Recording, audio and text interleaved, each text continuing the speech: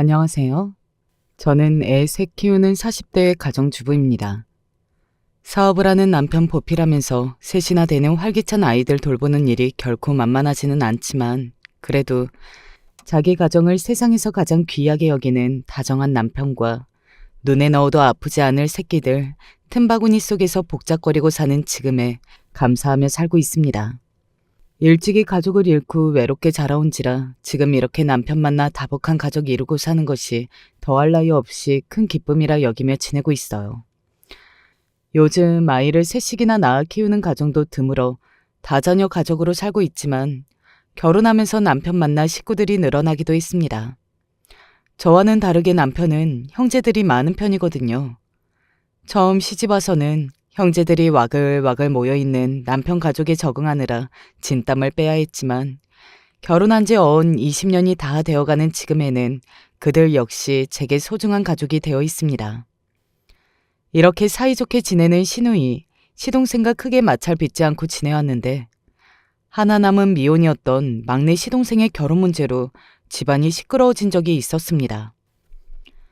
남편한테 시집 온 이후로 남편의 형제들 역시 내 가족이라 생각하며 제 나름대로 잘 품고 살아왔다고 생각했는데 바깥에서 보기에는 그런 제가 꼭 마음에 들지 않았던 모양이에요.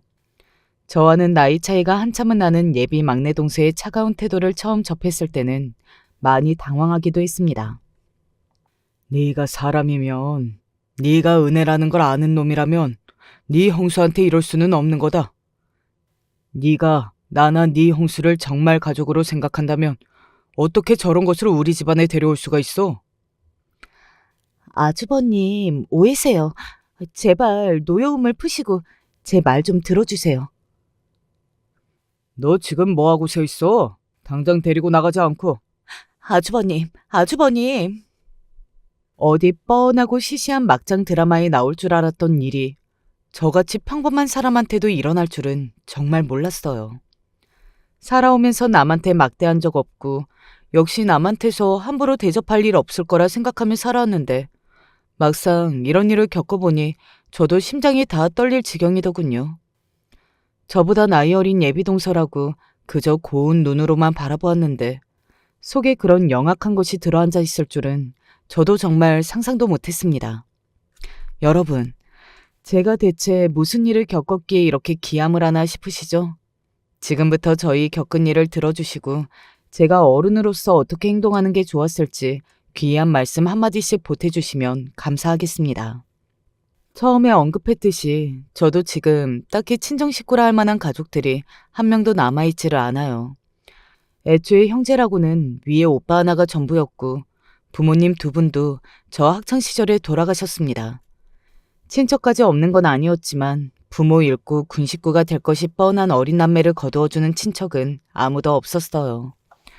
지금에야 저도 제 자식 키우고 보니 내 배 아파 낳은 내 새끼들 키우는 것조차 결코 쉽지 않은 일임을 알고 있습니다. 그런데 아무리 친척으로 피가 섞였다고는 하나 내 새끼도 아닌 애들 걷어 키운다는 게 어떻게 쉽게 결정할 수 있는 문제였겠습니까? 그걸 생각하면 친척들 그렇게 하나같이 저희 힘들 때 외면했던 걸 머리로는 이해하지 못할 것도 아니지만 그렇다고 해서 그게 상처로 남지 않을 수는 없었어요.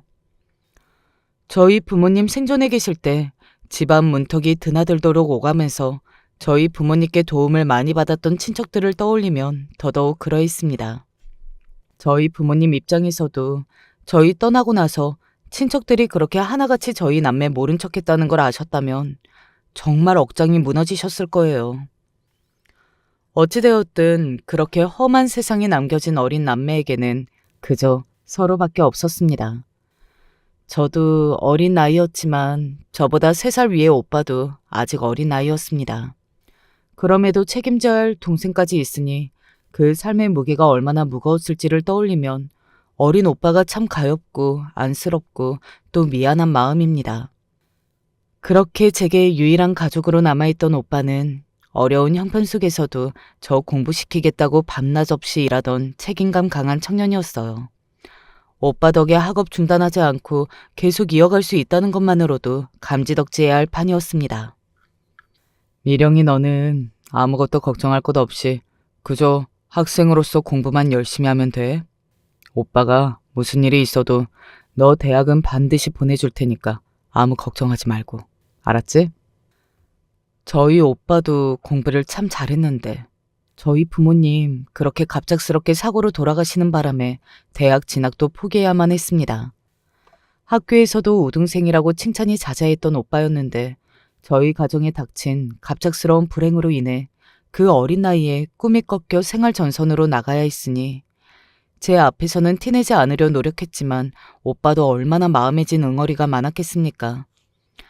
그럼에도 불구하고 동생인 저마저 자기처럼 될까봐 항상 노심초사하는 오빠였어요. 당장 한 푼이 아쉬운 처지에도 허리띠를 졸라매고 또 졸라매어 저 대학 보내겠다며 적금까지 붓고 있던 오빠였습니다. 그런 오빠에게 고맙고 미안하면서도 아직 고등학교도 졸업하지 못한 학생 신분으로서 오빠에게 자꾸만 짐만 되는 것 같아 의기소침해질 때도 있었어요. 그럴수록 더욱 마음 다잡고 공부에 열의를 다하는 저였습니다. 오빠 못지않게 저도 학업 성적이 나쁘지 않은 편이었거든요. 이대로만 가면 수도권의 명문대학에 입학하는 것도 크게 무리가 없을 정도였습니다.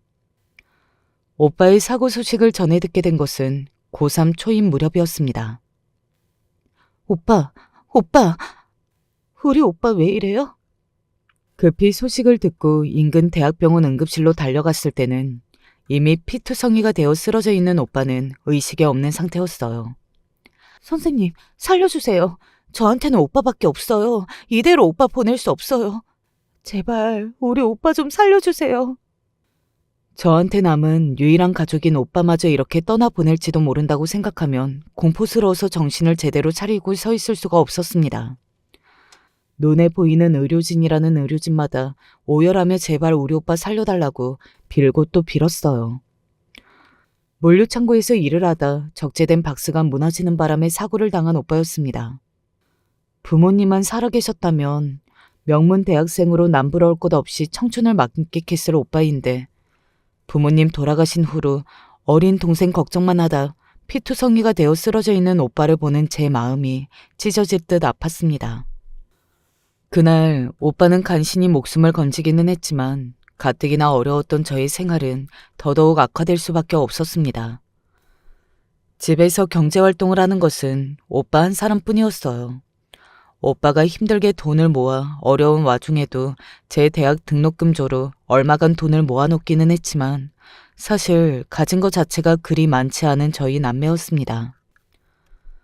거기다 당장 오빠 앞으로 들어갈 병원비를 생각해보면 앞으로의 생활이 더더욱 막막하게 느껴졌어요. 하지만 그때는 그런 걸 생각할 겨를이 없었습니다. 오빠를 살려내는 데에만 필사적이었어요. 하늘 아래 이제 나한테는 오빠 하나밖에 없는데 저한테는 두 번 생각할 문제도 아니었습니다. 그렇게 오빠가 뭐하든 제 대학 등록금 헐어쓰고 그걸로도 해결이 안 돼요. 저희 남매 살고 있던 전세금 보증금까지 월세로 돌려야 할 만큼 상황이 좋지 않았습니다. 당장 목구멍이 포도청이니 수험생인 제 처지를 생각할 겨를이 없었어요.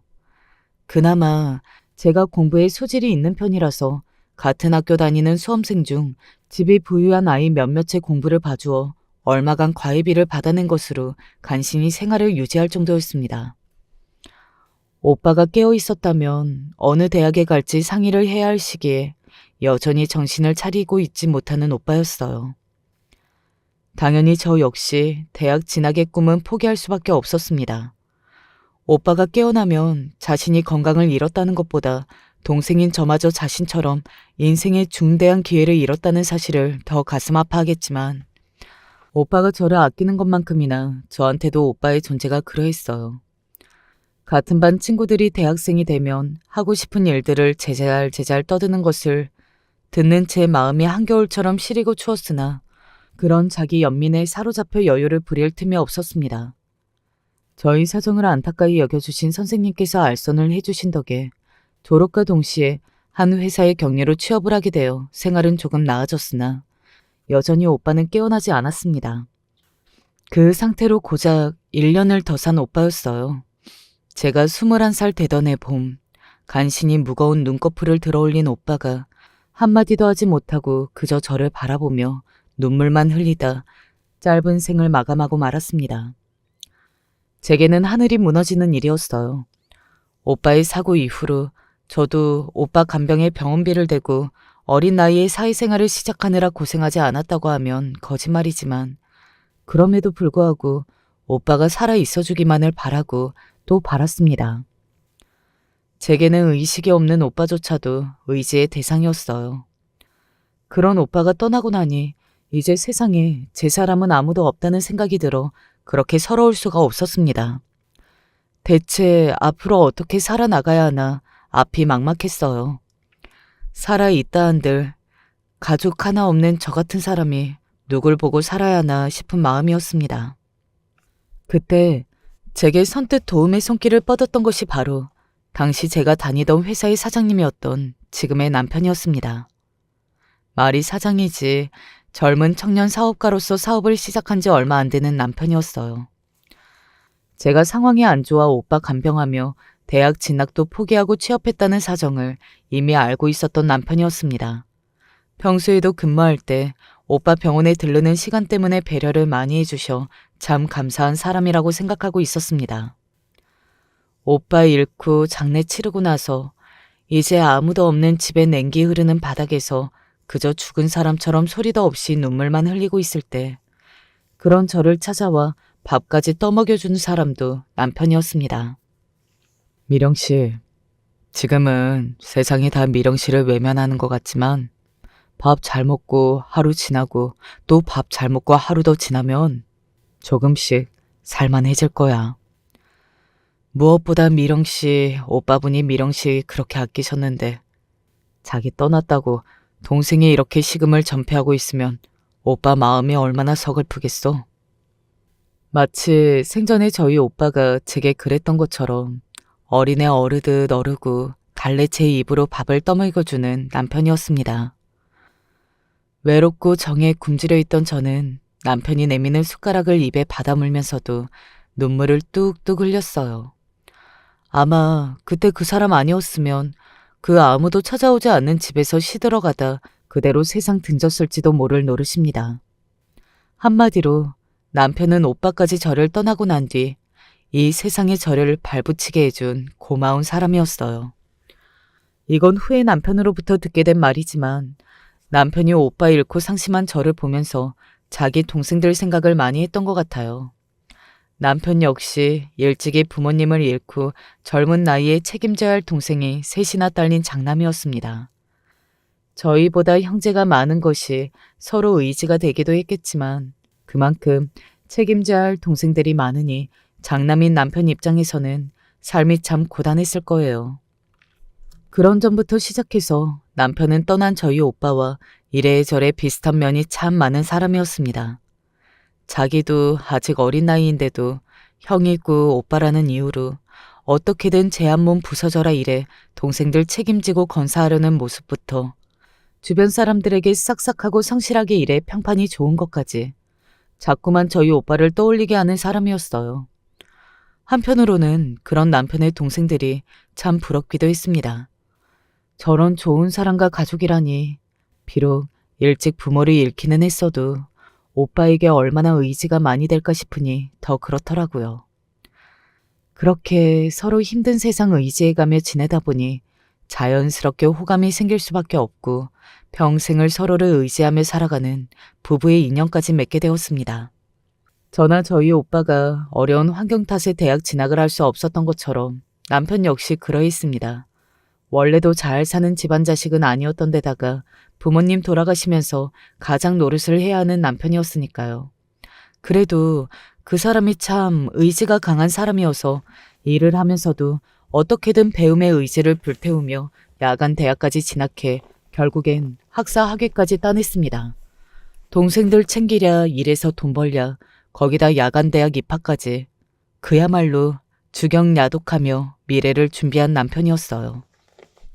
본래 원하던 것처럼 희망하던 대학에는 가지 못했지만 어떻게든 그런 어려운 환경 속에서도 돌파구를 찾아 한 걸음 한 걸음 발전적으로 방향으로 나아갔던 남편이었습니다. 제 남편이라서가 아니라 인간적으로도 참 배울 점이 많은 사람이에요. 비록 그렇게 의지력이 강할 만큼 가끔은 다소 과격한 모습을 보일 때도 있고 흥분하면 다혈질의 모습을 보일 때도 있지만 그런 자잘한 단점 정도는 넘길 수 있을 정도로 장점이 많은 사람이기도 했고요. 무엇보다 가족의 가치를 중요하게 여기는 사람이었습니다. 저 역시 일찍이 가족들 다 잃고 외로움이 컸던 사람이다 보니 더욱 저렇게 자기 가정 중요하게 생각하는 사람에게 끌릴 수밖에 없었어요. 20대 중반 제 또래 중에서 가장 이른 나이에 결혼을 하면서도 지금껏 한 번도 그 좋은 시절에 일찍 결혼한 것을 후회하지 않았던 것 또한 서로 가정 이뤄 아픈 많은 사람들끼리 보듬고 사는 세월이 소중했기 때문일 겁니다. 당연히 제게 남은 친정 식구들은 없었고 남편과 결혼하면서 시누이 둘에 시동생 하나까지 3명의 동생을 얻게 된 저였습니다. 큰 시누이는 저와 동갑이었고 둘째 시누이와 막내 시동생은 남편과도 저와도 나이 차이가 꽤 있는 편이었습니다. 특히 막내 시동생은 남편과는 15살 차이가 났고 저와는 띠동갑이었어요. 말이 시동생이지 한참 늦둥이인 막내 동생이나 다름없었습니다. 남편 갓 20살 되었을 때 시부모님께서 돌아가셨으니 막내 시동생 겨우 걷고 뛰고 아직 어릴 때 부모님을 여인 거나 마찬가지였습니다. 저보다도 훨씬 어린 나이에 양친을 모두 잃고도 큰형님과 누나들 사랑받아 밝게 잘 자란 막내 시동생이 참 기특하기도 하고 가엽게 여겨지기도 했습니다. 저도 그 나이에 부모님 잃고도 세상 천지 고아가 된 기분에 두렵고 무서웠는데 저리 어린아이가 부모님 사랑조차 제대로 사랑받은 기억조차 제대로 갖지 못하고 있다는 사실이 마음에 걸려 상대적으로 시누이들보다도 막내 시동생에게 마음이 많이 갔어요. 사실 말이 형수님과 시동생 사이지 나이 차이 많이 나는 오누이처럼 지냈습니다. 시동생도 저를 친누나처럼 잘 따랐고요. 형수님, 이것 보세요.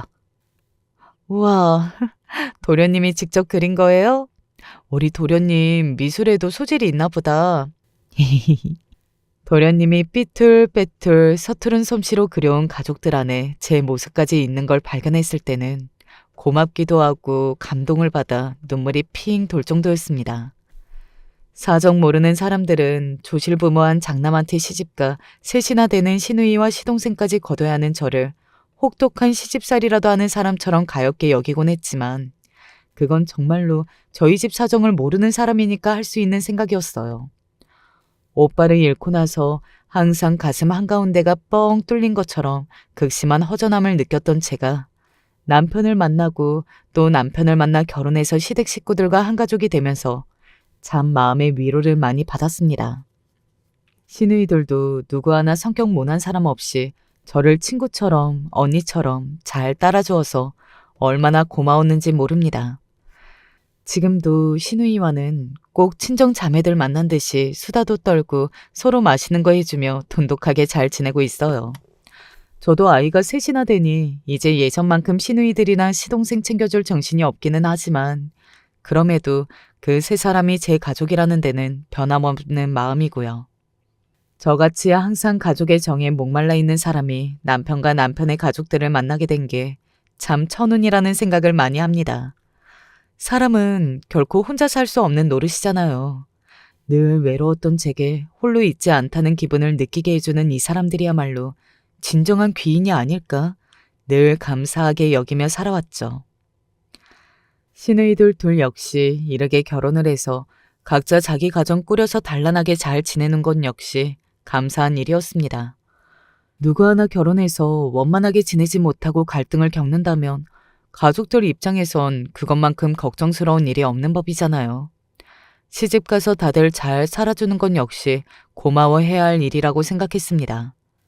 막내 시동생은 워낙 저희랑 나이 차이가 있다 보니 저희 부부와 가장 오래 함께 산 시댁 가족이기도 했어요. 남편과 결혼한 지 얼마 안 되어 저희 첫아이가 태어났을 때 가장 저희 아이 예뻐해주면서 사랑을 다해 돌봐준 건 역시 막내 시동생이었습니다. 형수님, 우리 형주 진짜 어떻게 이렇게 예쁘죠? 형은 쌍꺼풀 없으니까 눈에 이렇게 예쁘게 쌍꺼풀 진 것도 형수님 닮았고 예쁜 부부는 다 형수님 닮은 것 같아요. 임마, 그럼 형은 못생겼고 형수만 예뻐서 형수 닮은 게 다행이라는 거야? 동생을 쥐어받는 신용하며 푸념을 하는 남편이었지만 남편 역시 제가 시동생을 정말 제 동생처럼 아끼고 잘 지내는 것을 항상 고마워하고 있다는 걸 모를 수가 없었습니다. 저희 둘만 있을 때 항상 제게 고마움을 표현하는데 인색하거나 서슴지 않은 남편이었어요. 미령아, 너 나같이 가진 것 없는 놈한테 시집와서 내 동생들까지 살뜰하게 챙겨주며 고생이 많은 걸 내가 몰라주면 누가 알아주겠어? 내가 항상 고마워하는 거 알지? 알지. 나야말로 그때 당신이 다 죽어가는 나 살려내고 사람 만들지 않았더라면 어떻게 지금 같은 날들이 올 수 있었겠어. 막내 도련님은 당신한테도 귀한 동생이지만 나나 우리 형조한테도 소중한 사람이야. 아직 나이가 어리기는 하지만 부모님이 일찍 잃고 제 손이 형과 누나들이 고생해가며 자기 사랑으로 돌보아 주었다는 걸 잘 알고 있는 일찍이 철이 든 시동생이었어요. 벌써부터 의젓하게 커서 조카를 돌봐주는 모습이 참 고맙고 기특하기도 하면서도 어린아이가 너무 일찍 철이 든 것 같아 마음이 아리기도 했습니다. 똑똑한 자기 형 닮아서 공부도 곧잘하는 시동생이었어요. 초등학교 때부터 성적의 두각을 나타내더니 전교 1, 2등도 곧잘하는 시동생이었습니다. 남편 역시 현실적으로 형편이 허락하지 않아 제 욕심에 차는 대학 들어가지 못했다더라도 야간 학교 졸업한 이후로도 항상 공부를 게을리하지 않았어요. 사업한다고 바쁜 와중에도 항상 자기 개발을 게을리하지 않는 남편이었습니다. 그런 남편 보면서 저도 자극이 많이 됐고요. 이제는 아이가 셋이나 되어 영락없는 가정주부가 되었지만 저 역시 책을 읽거나 공부하는데 게을리하지 않는 건 역시 또한 남편 영향이 컸을 거예요. 뒤늦게나마 제게 전문대 진학을 권유한 것도 남편이었습니다. 이제 와서 무슨, 아무리 전문대라고 해도 학비가 적은 것도 아니고. 이제 밑에 동생들 다 시집 보내고 경준이 쟤 하나 남았는데 당신 남편이 그 정도 능력도 안 될까 봐. 당신도 항상 더 배우고 싶어 했잖아. 당신도 하고 싶은 거 늘 참지만 말고 당신 능력껏 욕심 부려봐. 당신이라면 지금이라도 충분히 할 수 있어. 남편 말 맞다나 그동안 남편이 제 몸 갈아가며 밤낮 없이 기울였던 노력에 헛되지 않았는지 사업이 제법 안정적으로 자리를 잡기 시작했습니다. 거기다 제가 포기했던 학업을 이으려 한다는 말에 저보다 더 뛸 듯이 기뻐해주는 시동생이었어요. 형수님은 평소에 못하시는 게 없으니까 분명히 잘 해내실 수 있을 거예요. 제가 형수랑 형은이 형찬이 더 자주 봐드릴게요. 도련님도 이제 곧 수험생이라 공부하느라 바쁘실 텐데? 아니에요. 저도 할 수 있어요. 그동안 형수님이 저한테 해준 거 생각하면 저도 당연히 거들어야죠. 이제 고작 고등학생인 남자아이가 할 말로는 너무 철난 소리였습니다. 그 나이 때 남자애들이 할 법한 사춘기 반항 한 번을 한 적 없었던 막내 시동생이었어요. 공부하면서 간만에 책 들여본다고 머리가 굳어있을 때 도움도 많이 준 시동생이었습니다. 그렇게 비록 저 수험생이었던 시절 꿈꿔왔던 4년제 명문대학은 아니라 하더라도 전문대학 전문대에 입학할 수 있었습니다. 형수님, 정말 축하드려요. 정말 대단하세요. 도련님은 훨씬 좋은 명문대에 가고도 남을 텐데 이런 걸로 칭찬드리려고 하니 쑥스럽네요. 그런 말씀 마세요. 형수님이 돌봐주시는 식구만 해도 몇 명인데. 그 바쁜 와중에 학교까지 들어가는 거 아무나 할 수 있는 일 아니잖아요. 당연히 칭찬받아 마땅할 일이죠. 쑥스러워하는 제게 정색을 하며 추켜 세워주는 시동생 덕분에 저도 은근히 어깨가 올라갔습니다. 둘이 아주 짝짝꿍이 잘 맞아. 누가 보면 내가 남이고 당신이랑 경준이랑 남매인 줄 알겠어. 그러면 나야 땡큐지. 형보다야 예쁜 형수님 닮았다고 하면 내 이득이지 뭐. 뭐 임마? 15 나이 차임에도 허물없이 친구처럼 투덜거리는 남편과 시동생을 바라보며 흐뭇했습니다. 이런 날들이 부디 오래 지속되기를 바라는 마음이었어요. 몇 해 지나지 않아 시동생도 대학에 진학하게 되면 독립을 해서 저희 집에서 떠나게 될 것이고 함께 사는 지금과 같을 수는 없겠지만 여전히 시동생의 보호자로서 또 같은 한 가족으로서 앞으로 세상 풍파를 겪게 되어도 항상 의지할 수 있는 사람이 되어주고 싶었습니다. 시동생 수험생 시절에 저 역시 새아이의 엄마로도 전문대학 학생으로 바쁜 나날을 보내는 와중에도 밤낮 줄여가며 공부에 매진하는 시동생 체력이라도 떨어질까 싶어 열심히 보양식 해다 먹이면서도 그저 잘 되기를 바라는 마음뿐이었습니다. 결국 그런 각고의 노력 끝에 시동생이 우리나라 최고 대학이라는 서울대학교에 떡하니 붙었을 때 온 가족들이 기쁨에 어쩔 줄은 몰랐습니다. 집안의 경사였어요. 형님, 형수님, 정말 감사합니다. 형님이 저 지금껏 키워주시고 대학까지 지원해주지 않으셨더라면, 형수님이 저 어릴 때부터 엄마처럼 돌봐주고 거둬주지 않으셨다면 저 여기까지 오지 못했을 거라는 거 저도 잘 알아요. 정말 감사합니다. 저 학교 열심히 다니고 꼭 좋은 직장 구해서 지금까지 받은 은혜 꼭 갚을게요. 감사합니다. 정말 감사합니다. 대학 합격하고 술은 어른한테 배워야 한다며 남편과 셋이서 소주 한 잔씩 홀짝이다 생애 처음 술에 취해 시동생이 하는 말에 저도 그만 울컥 눈물이 쏟아지고 말았습니다. 시동생에게만 저만 의지가 된 것이 아니라 저 역시 시동생에게 의지를 참 많이 했습니다. 열심히 노력한 끝에 좋은 대학 들어가 이제 창창한 앞날을 앞두고 있는 시동생 인생에 좋은 일만 가득하기를 진심으로 바라고 또 바랐어요. 그러는 동안 저도 전문대를 졸업을 했습니다. 사실 취업이나 다른 목적이 있어서 전문대에 들어갔다기보다는 애초부터 자기 만족에 가까웠어요. 아이 셋 키우면서 셋이나 되는 자식들 잘 키워내는 것만 해도 부모로서 대단한 일이라 생각하고 다른 데 욕심 품지는 않기로 했어요. 그럼에도 불구하고 간만에 제 힘으로 공부해서 전문대에 입학하고 또 이것저것 배우는 일들이 즐겁게 느껴졌습니다.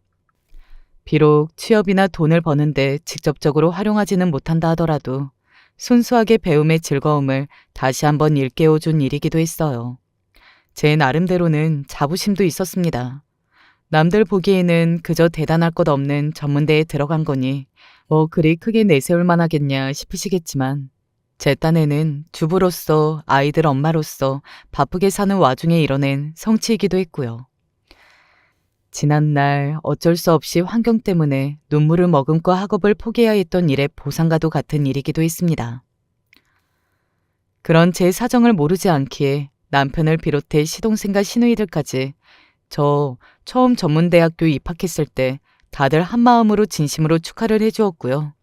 무엇보다 내 가족들이 나의 성취를 인정해준다는 점이 저를 참 뿌듯하게 했습니다. 그래서 제게 전문대 출신이라는 콤플렉스는커녕 늦게나마 제게 이렇게 배움의 기회를 선사해준 남편에게 항상 고마운 마음이었어요. 대학에 진학하면서 아무래도 학교와 저희 집 간의 거리가 있다 보니 예상대로 시동생은 성인이 되면서 독립해 나가 지내게 되었습니다. 그러면서도 휴일이나 방학 때에는 꼭 저희 집에 머물며 저희 아이들에게 다정한 삼촌 노릇을 제게는 마치 친남매 같은 살가운 시동생 노릇을 하며 여전히 돈독하게 잘 지냈습니다. 제 허리까지밖에 오지 않으면서도 형수님, 형수님 병아리처럼 졸졸 쫓아다니던 모습이 엊그제 같은데 이제는 남편보다 한 뼘이나 키가 훌쩍 더 커서 완연한 천년의 모습이 된 것이 가끔은 낯설게 느껴지기도 하면서 너무 잘 자라준 모습에 흐뭇하기도 했습니다. 제가 애정을 가지고 바라보는 시동생이어서가 아니라 객관적으로 봐도 또래 여학생들에게 참 인기가 많겠다 싶었어요. 아니나 다를까 대학 입학하고 여자친구가 끊이지 않는 시동생이었습니다. 어이, 임경준이 연애하느라 바빠서 얼굴 보기 힘들다. 무슨 소리를, 형이 바빠서 얼굴 못 보는 거지. 형수님이랑 조카들은 주마다 보는걸. 그러게 말이야. 어째 도련님보다 당신 얼굴 보기가 더 힘드네. 하여간 둘이 짝짝꿍 잘 맞아서 맨날 나만 왕따지. 그런 와중에도 저희 가족에게 소홀하지 않은 시동생이었어요. 워낙 성격 자체가 다정하기도 하고 사람 대하는 매너가 좋다 보니 여자친구에게도 참 잘하는 것 같더라고요. 통화하는 것만 들어도 말투가 살가운 것이 나중에 장가를 가서 아이 아빠가 되어도 가족들에게 참 잘하겠다 싶었습니다. 아무렴 형님 보고 배운 것이 있는데 그게 어디 가겠어요. 그렇게 도련님이 몇 번의 연애를 거치고 군대를 다녀오고 학교를 졸업하고 시간이 유수와도 같이 흘러갔습니다. 제대한 이후 로스쿨에 진학한 저희 막내 시동생은 변호사 자격증을 딴 후 로펌에서 일을 하다 인권 변호사로 진로를 결정하게 되었어요. 평소 항상 힘들게 지내시는 분들에 대한 관심이 많았다 보니 저나 남편이나 그런 시동생의 선택에 놀라지 않았습니다. 시동생 변호사 사무실 개업을 해준 것도 저희 남편이었어요. 내 동생이 잘 배워서 좋은 데에다 쓰겠다는데 형이 대세 해줄 수 있는 것은 다 해줘야지. 형수님, 형님, 고맙습니다. 저 진짜 일 열심히 할게요. 다른 집 같았으면 돈도 안 되는 일 한다고 구박이나 받았을 텐데 항상 저 믿고 지지해 주셔서 감사합니다. 그건 우리가 할 말이죠. 어쩜 이렇게 좋은 생각을 다 했는지. 우리 도련님은 잘 해낼 거예요. 파릇파릇한 새내기 인권 변호사의 새 출발을 축하하며 남편과 한마음 한뜻으로 시동생이 무탈하기를 빌었습니다. 쉽지 않은 길을 선택한 만큼 힘든 일이 많겠지만 그럼에도 불구하고 뚝심 있게 자기 앞날을 개척하려는 시동생이 참 대단하고 저보다 훨씬 어린 나이이지만 존경스럽게 느껴졌어요. 그 무렵 시동생이 결혼까지 생각하고 있는 여자친구가 생겼다는 것도 알게 되었습니다. 한창 로펌 일하고 바쁠 때여서 그동안은 말씀을 못 드리다가 이제는 소개를 시켜드리는 게 맞는 것 같아서요. 쑥스럽게 이야기하는 시동생을 보니 벌써 도련님도 제 가정을 이룰 때가 되었구나 싶어 감개무량한 마음이었습니다. 얼굴 한번 본 적 없는 시부모님이셨지만 이만하면 나중에 제가 세상 떠나서 그 두 분 배워도 자랑스레 말씀거릴 정도는 된다는 생각에 뿌듯하기도 했고요. 좋은 아가씨 만나 가정 이루고 도련님 닮은 착하고 똑똑한 아이나 행복한 가정생활하길 바랄 뿐이었습니다. 결혼 상대로 소개한 아가씨는 도련님과 마찬가지로 같은 서울대 출신이었어요. 부유한 집 외동딸이라는 예비 동서는 한눈에 보기에도 귀티가 나는 것이 사랑받은 티가 많이 나는 아가씨였습니다. 시동생과는 같은 대학 동아리에서 만나 신입생 시절부터 알고 지냈다고 하던데 들어보니 예비 동서 쪽에서 거의 10년 가까이 시동생을 짝사랑한 것 같더라고요. 그동안 시동생이 만났던 여자친구들 저도 만나본 적이 덜어 있었기 때문에 주위에 맴돌면서 짝사랑하는 남자 연애하는 걸 쭉 지켜봤을 걸 생각하니 마음고생을 많이 했겠다 싶어 괜히 더 마음이 쓰이더라고요. 나이 차이 많이 나는 손이 동서가 예비 동서 입장에서는 쉽게 다가서기 어려울 거라는 생각이 들어 제가 더 살갑고 따뜻하게 맞이해줘야겠다는 생각이 들었습니다. 형님이랑 형수님께서 우리 경중 씨 자식처럼 돌봐주셨다고 들었어요. 저도 두 분하고 정말 잘 지내보고 싶어요. 집안의 가장 큰 어른이시니 제가 앞으로 잘할게요. 처음 만나는 저나 남편에게도 싹싹하게 구는 것이 참 고맙게 느껴졌습니다. 아무래도 요즘 같은 세상에 나이 차이 많이 나는 형님의 시누이 둘까지 있는 신랑감이 그리 흔하지는 않잖아요. 물론 저희 도련님이 좋은 대학 나와 변호사까지 된 잘난 남자이기는 했지만 조건만 보면 예비 동서 쪽도 빠지지 않았고요. 무엇보다 서로 좋아하는 사람 만났는데 누가 더 낫고 덜하고 할 것 없이 그저 두 사람 행복하게 잘 살아주기만을 바랐어요. 결혼 전에 예비 시댁 식구들에게서 점수를 따고 싶었는지 예비 동서가 저희 집을 찾는 일도 잦아졌어요. 심지어는 자기 예비 신랑인 시동생이 일 때문에 바빠 오지 못할 때도 자기 혼자서 불쑥불쑥 나타나는 바람에 좀 당황스러웠던 때도 있었습니다. 저 같으면 아무리 성격이 당차도 나이도 많은 예비 손이 동서 집에 그렇게 변죽 좋게 나타나지는 못할 것 같은데 요즘 젊은 아가씨들은 확실히 다르긴 다르구나 싶기도 했습니다. 저한테야 시동생과 마찬가지로 한참 어린 막내 동생처럼 보이던 예비 동서였으니 집에 오면 밥이나 제대로 먹여서 보내야지 싶어 이것저것 신경 써서 챙겨 먹이기도 했고요. 여러 번 예비 동서 마주하게 되면서 이야기할 기회도 늘어나고 그러다 보니 성격에 천진난만한 부분이 있으면서도 아직 다소 철이 없는 면이 티가 나기도 했어요. 우선 자기가 얘기하는 상대가 항상 대졸자라는 전제하에 이야기를 하는 것 같더라고요. 아무래도 자기도 명문대를 나왔고 부모님 두 분 다 4년제 대학 나오신 분들이라 하니 주변 환경이 그래서 더 그런 것도 있겠지만 아예 대학을 나오지 않은 사람에 대한 생각 자체가 없는 것 같았습니다. 한 번은 저희 집 들렀을 때 마침 에어컨 수리해 주시는 기사님이 방문을 하셔서 제가 따로 마실 것과 간식을 챙겨드린 적이 있어요. 그걸 뒤에서 유심히 보고 있더라고요. 그러더니 한마디씩 끼어드는 게 자기보다 나이가 배가 되어 보이는 수리 기사님한테 말을 툭툭 하는 것이 괜히 제가 기사님 눈치가 보였습니다. 선 이렇게 빼두면 미관상 보기 안 좋으니까 그대로 두지 말고 마무리 잘해서 치워요. 선 너무 길게 빼두지 말고요. 형식상 존댓말이기는 했는데 말끝만 그렇지 내용은 거의 하대나 마찬가지라서 순간 흠칫했습니다.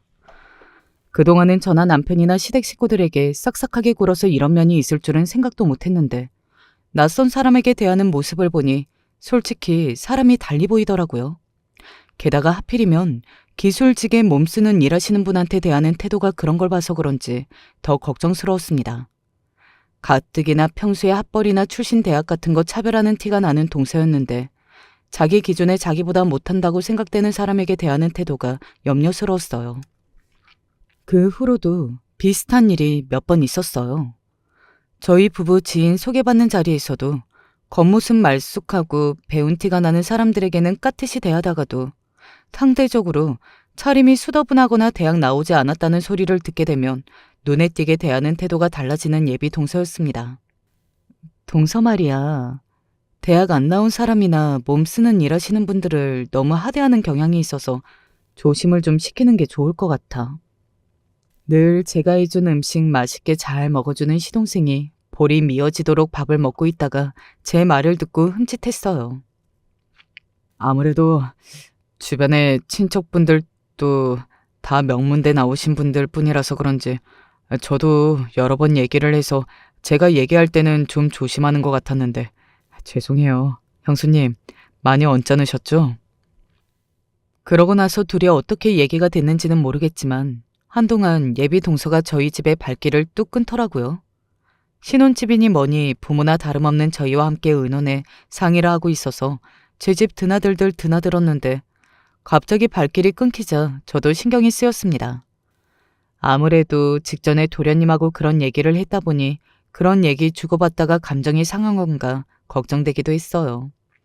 하지만 못할 소리 한 것도 아니고 어른이 되어서 이 정도도 지적 못하나 하는 생각이 들었습니다. 여러분, 제가 너무 꼰대 같나요? 하지만 아무리 듣기 좋지 못한 소리라 하더라도 어른으로서 할 만한 소리는 하는 게 맞다고 생각하거든요.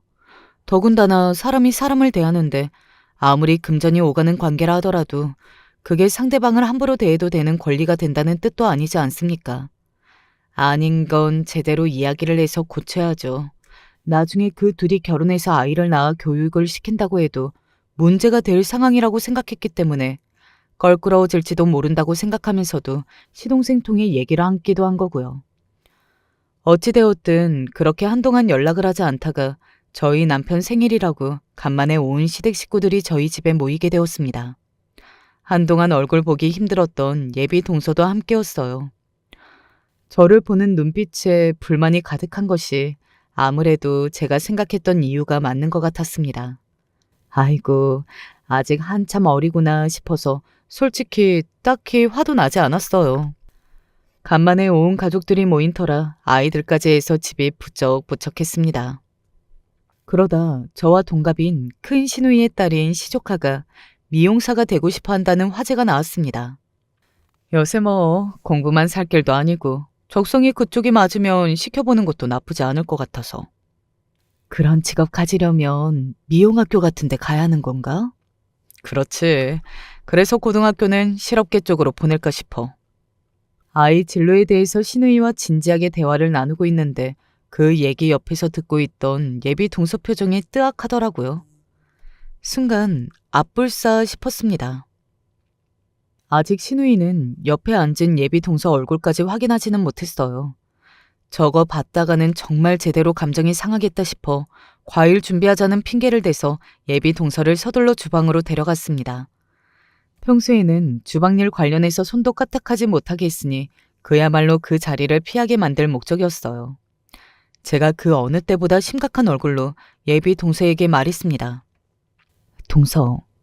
동서가 대학 나오지 않은 거 그다지 긍정적으로 생각하지 않는다는 건 알고 있는데 그렇다고 옆에서 자식 실업게 고등학교 보내겠다는 소리를 하고 있는데 그렇게 티나게 안 좋은 표정을 짓고 있으면 안 되지. 고모가 그걸 못 봐서 망정이지 봤으면 얼마나 기분이 안 좋았겠어. 아니, 솔직히 제 입장에서는 이해가 안 가서요. 자식이 그렇게 헛소리를 하면 부모가 돼서 매를 쳐서라도 정신을 차리게 만들어야 되는 거 아니에요? 반성은커녕 신우이 자식 교육까지 들먹거리는 예비 동서 말에 그만 입이 쩍 벌어졌습니다. 한마디로 4년제 대학 안 나온 사람은 제대로 된 인간이라는 생각조차 안 하고 있구나 싶더라고요. 예비 동서가 이런 문제에 대해서 굉장히 폐쇄적이라는 건 눈치채고 있었지만 그렇다고 해서 저렇게까지 막말을 대놓고 할 줄은 몰랐기에 당황스러울 수밖에 없었습니다. 한편으로는 저도 기분이 상했어요. 저 역시 가정 형편 때문에 대학 진학 꿈 포기하고 살다가 뒤늦게 전문대 나온 사람이 아닙니까? 뭐 좋은 대학 나온 사람이야 그게 당연하게 느껴질지 모르겠지만 대학 나오지 않았다고 해서 대학 나온 사람한테 이런 취급 당해야 할 이유는 없죠. 대학 안 나온 사람들이 명문대 나온 사람 인생에 해를 끼친 것도 아니고 다들 각자 열심히 자기 관리해서 성실하게 자기 밥벌이하고 사는데 그걸 그런 식으로 말할 권리는 누구에게도 없었습니다. 저도 모르게 목소리가 격앙되었어요. 동서, 지금 그 말은 동서가 심했어. 그렇게 따지면 나도 전문대밖에 못 나왔는데 그럼 나도 내 부모가 제대로 못 가르쳐서 전문대밖에 못 나왔다는 뜻이야? 동서 편협한 사고방식으로 다른 사람들까지 그렇게 함부로 재단에서 깔보고 무시하고 그러면 안 돼. 제 말의 핵심은 예비 동서 편견으로 자기 기준에 못한다고 생각되는 사람들 함부로 취급하지 말라는 거였는데 제 말을 듣고 엉뚱한 데 꽂혀버린 예비 동서였습니다. 형님, 전문대 나오셨어요? 눈까지 땡그랗게 뜨고 어처구니 없다는 표정으로 그 소리를 하는 동서를 보니 도리어 제가 더 어처구니가 없어졌습니다. 내가 지금 그 얘기를 하고 있는 게 아니잖아. 저번에 일 해주러 온 사람한테 왜 그렇게 감정이입을 하면서 잔소리를 하나 했더니 형님한테 콤플렉스가 있어서 그런 거였어요? 신랄하게 쏘아붙이는 예비 동서 말에 그만 제 온몸이 얼어붙는 듯 했습니다. 네. 20살 서러움 많고 어린 시절에는 한때는 저도 그랬던 적이 있었습니다. 하지만 그것도 다 옛 이야기지. 세월 흐른 지금에 와서는 전혀 그런 건 느끼지 않고 살고 있었어요. 도리어 온 가족의 지지에 힘입어 전문대를 끝까지 마친 것을 자랑스럽게 생각하던 저였습니다. 그런데 남의 사정도 모르면서 자기 서울대 나왔다는 이유로 전문대 나온 제 콤플렉스까지 운운하다니 어떻게 저렇게 무례할 수가 있나 싶었어요. 그동안 전문대 나와놓고 나한테 그렇게 가르친 거예요? 내가 진짜 어이가 없어서. 그리고 내가 못할 말 했어요? 괜히 자기가 찔려서 엄한 사람 잡은 거였네. 다들 왜 그러나 몰라? 자기가 학교 다닐 때 공부 열심히 해서 좋은 대학 들어갔으면 됐을걸. 그거 못해서 제대로 된 학교 못 나와놓고 사회 나와선 대학이 중요한 게 아니라는 둥. 그런 소리 하는 사람들 보면 꼭 고졸이거나 어디 취급도 못하는 학교 나왔더라? 기다렸다는 듯이 쏟아지는 동서 막말에 제 얼굴이 질려갔습니다. 하지만 그건 고작 저보다 한참 어린 동서 행동에 상처를 입어 그런 건 아니었어요. 제가 그 정도로 자존감이 낮지는 않았습니다. 지금 뭐라고 했어? 제 앞에서 신이 나서 나불대는 동서 뒤로 이 꼴을 시동생과 함께 지켜보고 있던 제 남편 입에서 불호령이 떨어졌습니다. 네, 제가 질린 것은 예비 동서 그 타격감도 없는 막대먹은 말 때문이 아니라 예비 동서 입놀림이 이어질수록 눈에서 불이라도 튀어나올 기세인 제 남편 얼굴을 보고 그랬던 거였어요. 제 남편, 자기 가족들에게는 참 다정한 사람이지만 그만큼 자기 식구들 함부로 대하는 사람들 결코 가만두지 않은 성격이었습니다. 제가 저 사람이 다소 다혈질이라는 얘기 이미 해드렸죠. 자기 보는 앞에서 제 부인을 멸시하는 예비 재수라니. 저희 남편 꼭지가 돌고도 남을 일이었습니다. 아주버님. 저한테는 그렇게 신이 나서 떠들더니 그래도 그게 시댁 식구 눈치 볼 일이라는 것쯤은 알고 있는 모양이더라고요. 제 앞에서 잘났다는 듯이 설친 꼴을 제 예비 남편과 예비 시숙한테 그대로 들켰다는 사실을 깨닫고 예비 동서가 그만 사색이 되어버렸습니다. 당황한 예비 동서가 어찌할 바를 모르고 머뭇거리고 있는 그 순간 남편이 손을 번쩍 쳐들더니 옆에서 같이 그걸 목격한 도련님 뺨을 올려 붙였어요. 여보. 아주버님. 단언컨대 저희 남편 단 한 번도 도련님한테 손댄 적이 없었습니다. 그걸 보는 제가 얼마나 놀랐겠습니까? 자식 교육할 때도 체벌로 훈육하면 안 된다는 입장을 확고하게 고수했던 남편이었어요. 도련님 역시 평생 당해보지 않는 일을 당해 형에게 얻어맞았다는 아픔보다 놀란 기색이 역력했습니다. 그런 가족들에게 아랑곳하지 않고 남편이 불같이 화를 냈어요.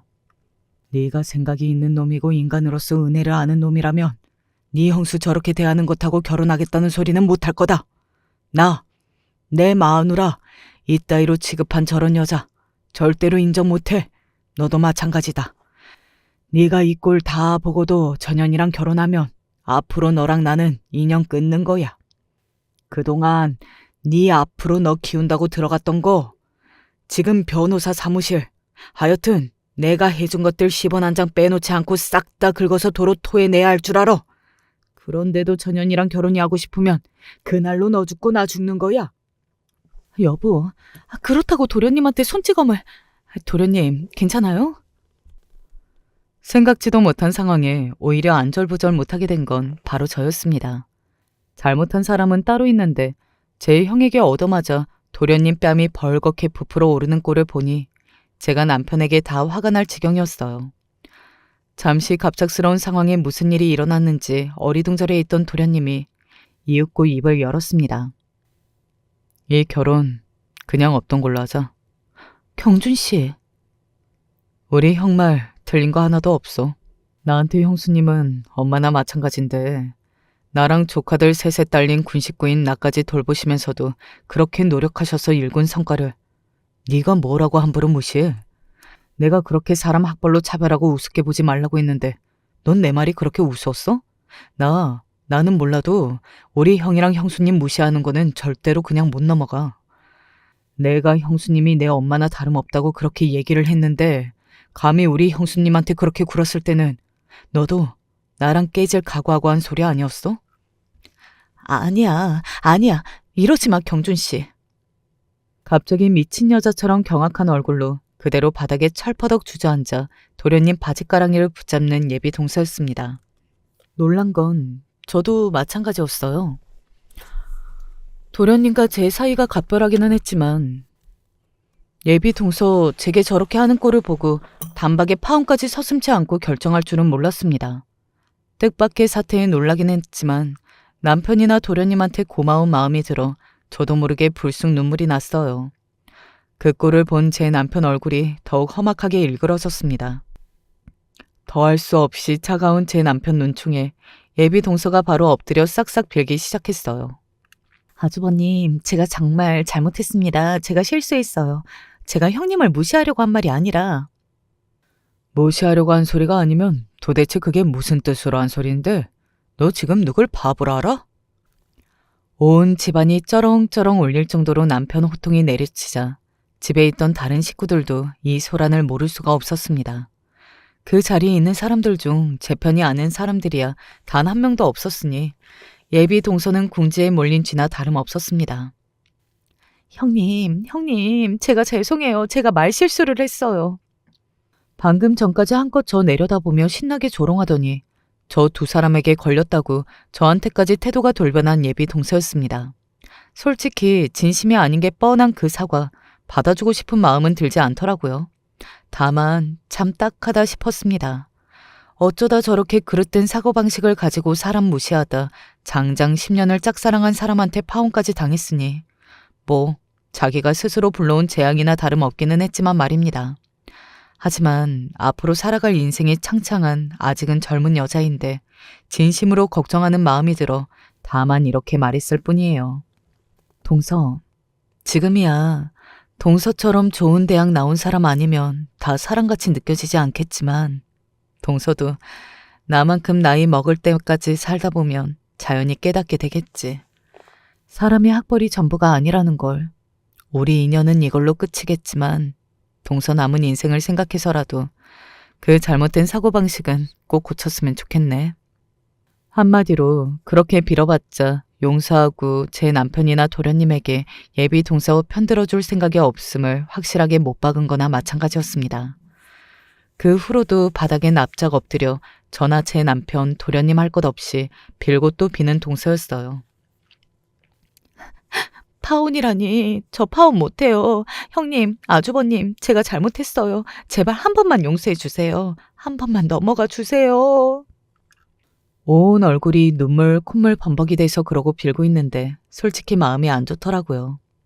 자기 집에서는 귀한 자식으로 자랐는데 저도 자식 키우는 부모 입장이다 보니 그 꼴 더 보고 있기는 껄끄러웠습니다. 결국 시돈생이 그렇게 곤죽이 되어 바닥에 널브러진 예비 동서를 데리고 나갔어요. 그대로 시동생은 예비 동서와의 결혼 계획을 싹 접어버렸습니다. 그래도 결혼까지 결심한 사람과 그리 되어 조금은 제 책임도 있는 것 같아 미안해하는 제게 시동생이 이러더군요. 인생 길게 보면 저한테도 그런 사람과 같이 사는 게 득일 리가 없죠. 차라리 잘 됐어요. 오히려 저 때문에 형수님 겪지 않으실 일 겪게 되어서 제가 죄송해요.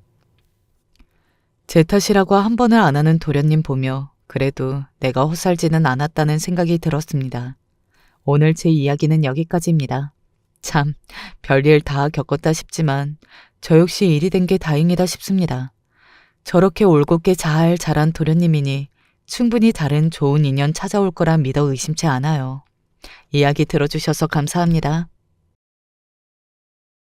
나이가 들수록 주변 사람들의 경조사를 축하할 일보다는 하나둘씩 떠나가는 장면들을 보면서 고민이 많아지게 되는 것 같습니다. 저 역시 그랬고 그러면서도 그 와중에 나의 건강에도 신중하게 되더라고요. 저희 집은 남들이 보면 무척 특이한 구성으로 살아가고 있기에 어쩌면 여러 방면으로 더 많은 생각을 하게 되나 봅니다. 저희 집은 처음에 평범하게 살고 있는 부부와 아이 둘에 지나지 않았는데 사정이 있어서 장모님을 모시게 되었어요. 홀로 되시고 우울증을 심히 앓고 계셨기 때문에 아내가 너무나 걱정을 했고 저도 그런 부분이 좀 안타깝게 느껴져서 결정하게 되었는데요.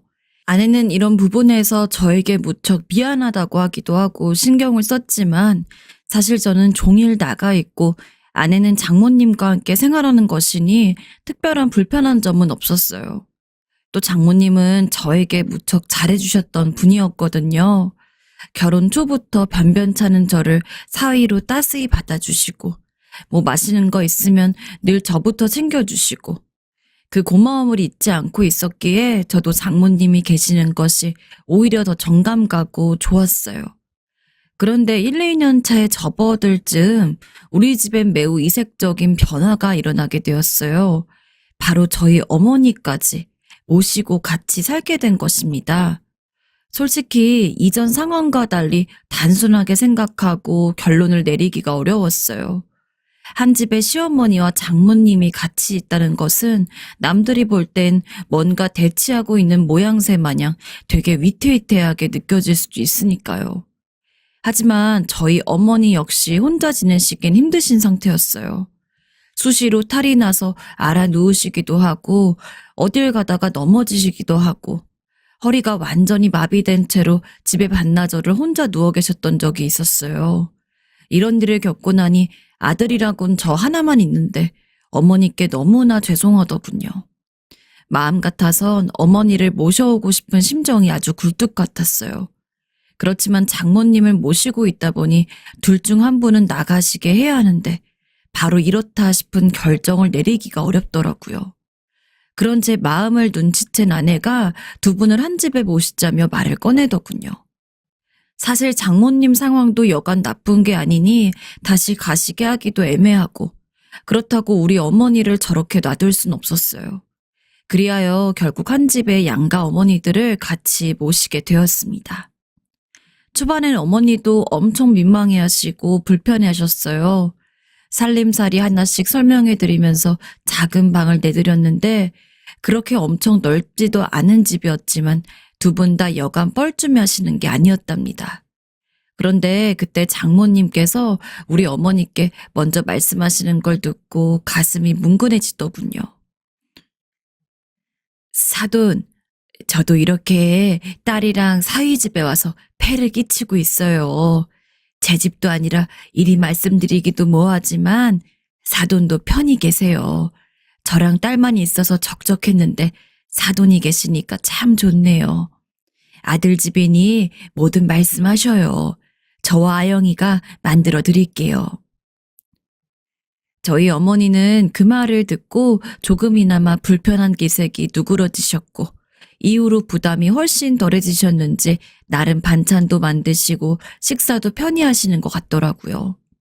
두 분은 나이는 1살 차이였는데 키도 비슷하고 각자 아버님들과의 나이 차이도 대 6살씩 비슷하게 차이가 나는 터라 공통점이 없진 않으셨어요.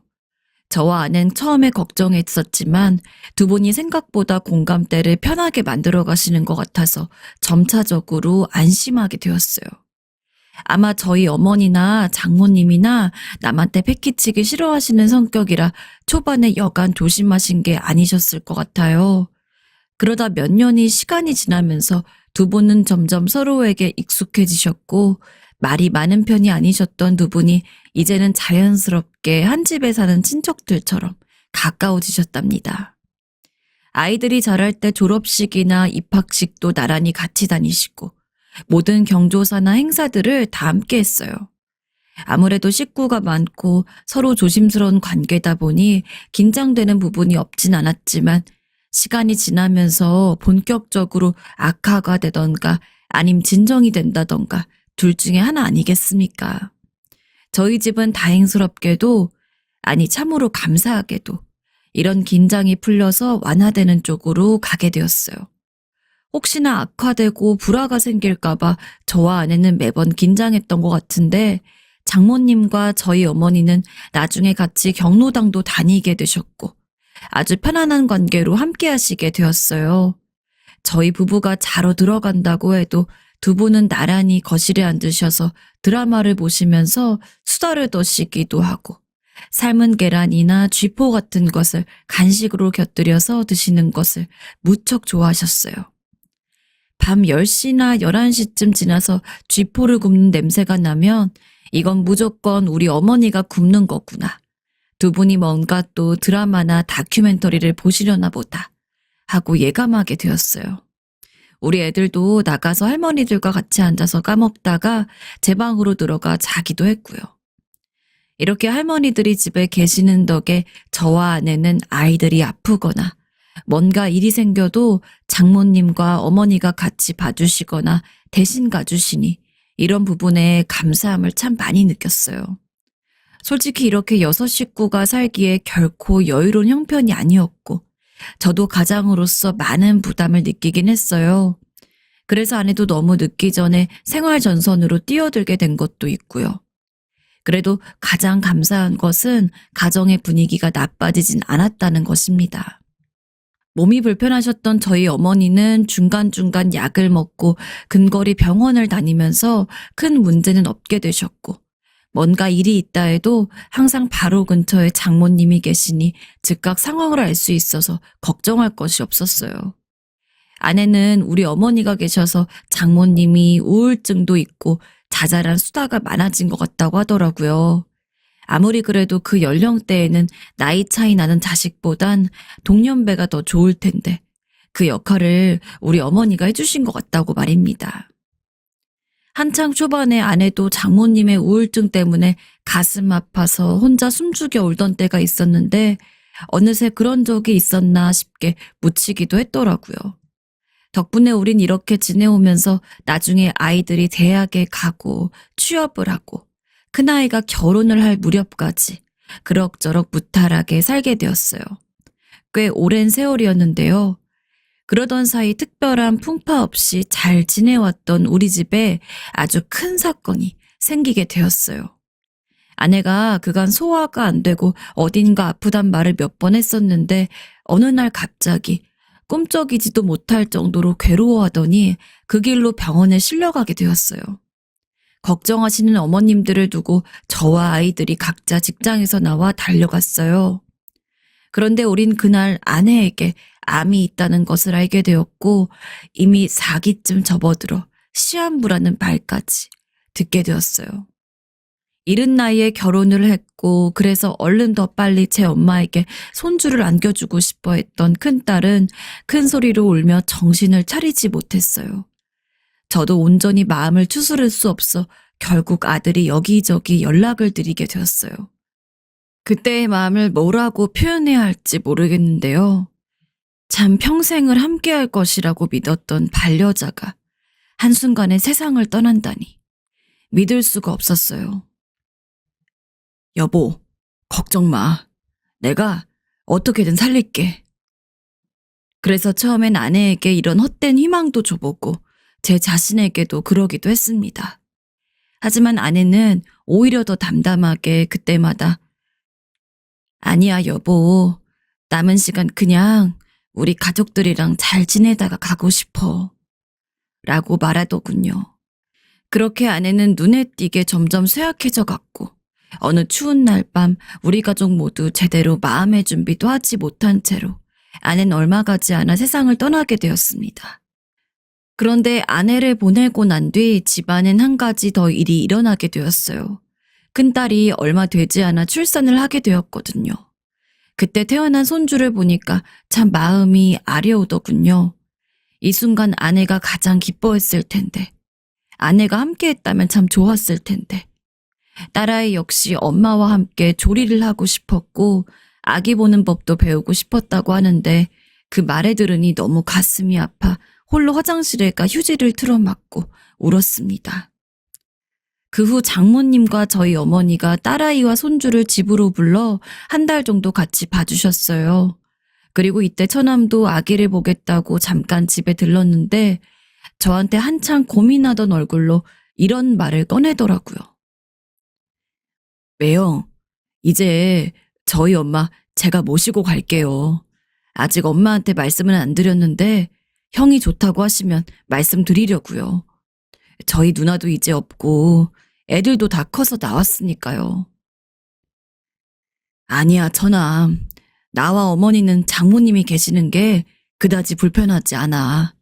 처남도 이혼 후에 힘들었다가 이제 자리 잡고 재혼해서 둘이 잘 살아가려고 하잖아.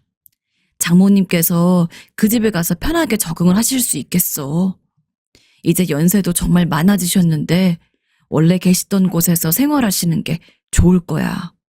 이 말엔 저희 어머니의 뜻도 아마 일치하리라 생각이 되더군요. 왜냐면 두 분 다 연세가 꽤 드셨고 같이 지낸 세월이 한두 해 정도가 아니라 수십 년이었으니까요. 아내가 가버린 빈자리는 실로 메꾸기 힘들었지만 그런 사정이 힘들 뿐 저와 장모님 그리고 어머니가 함께 살아가는 자리는 가족 그 이상의 느낌이 있었어요.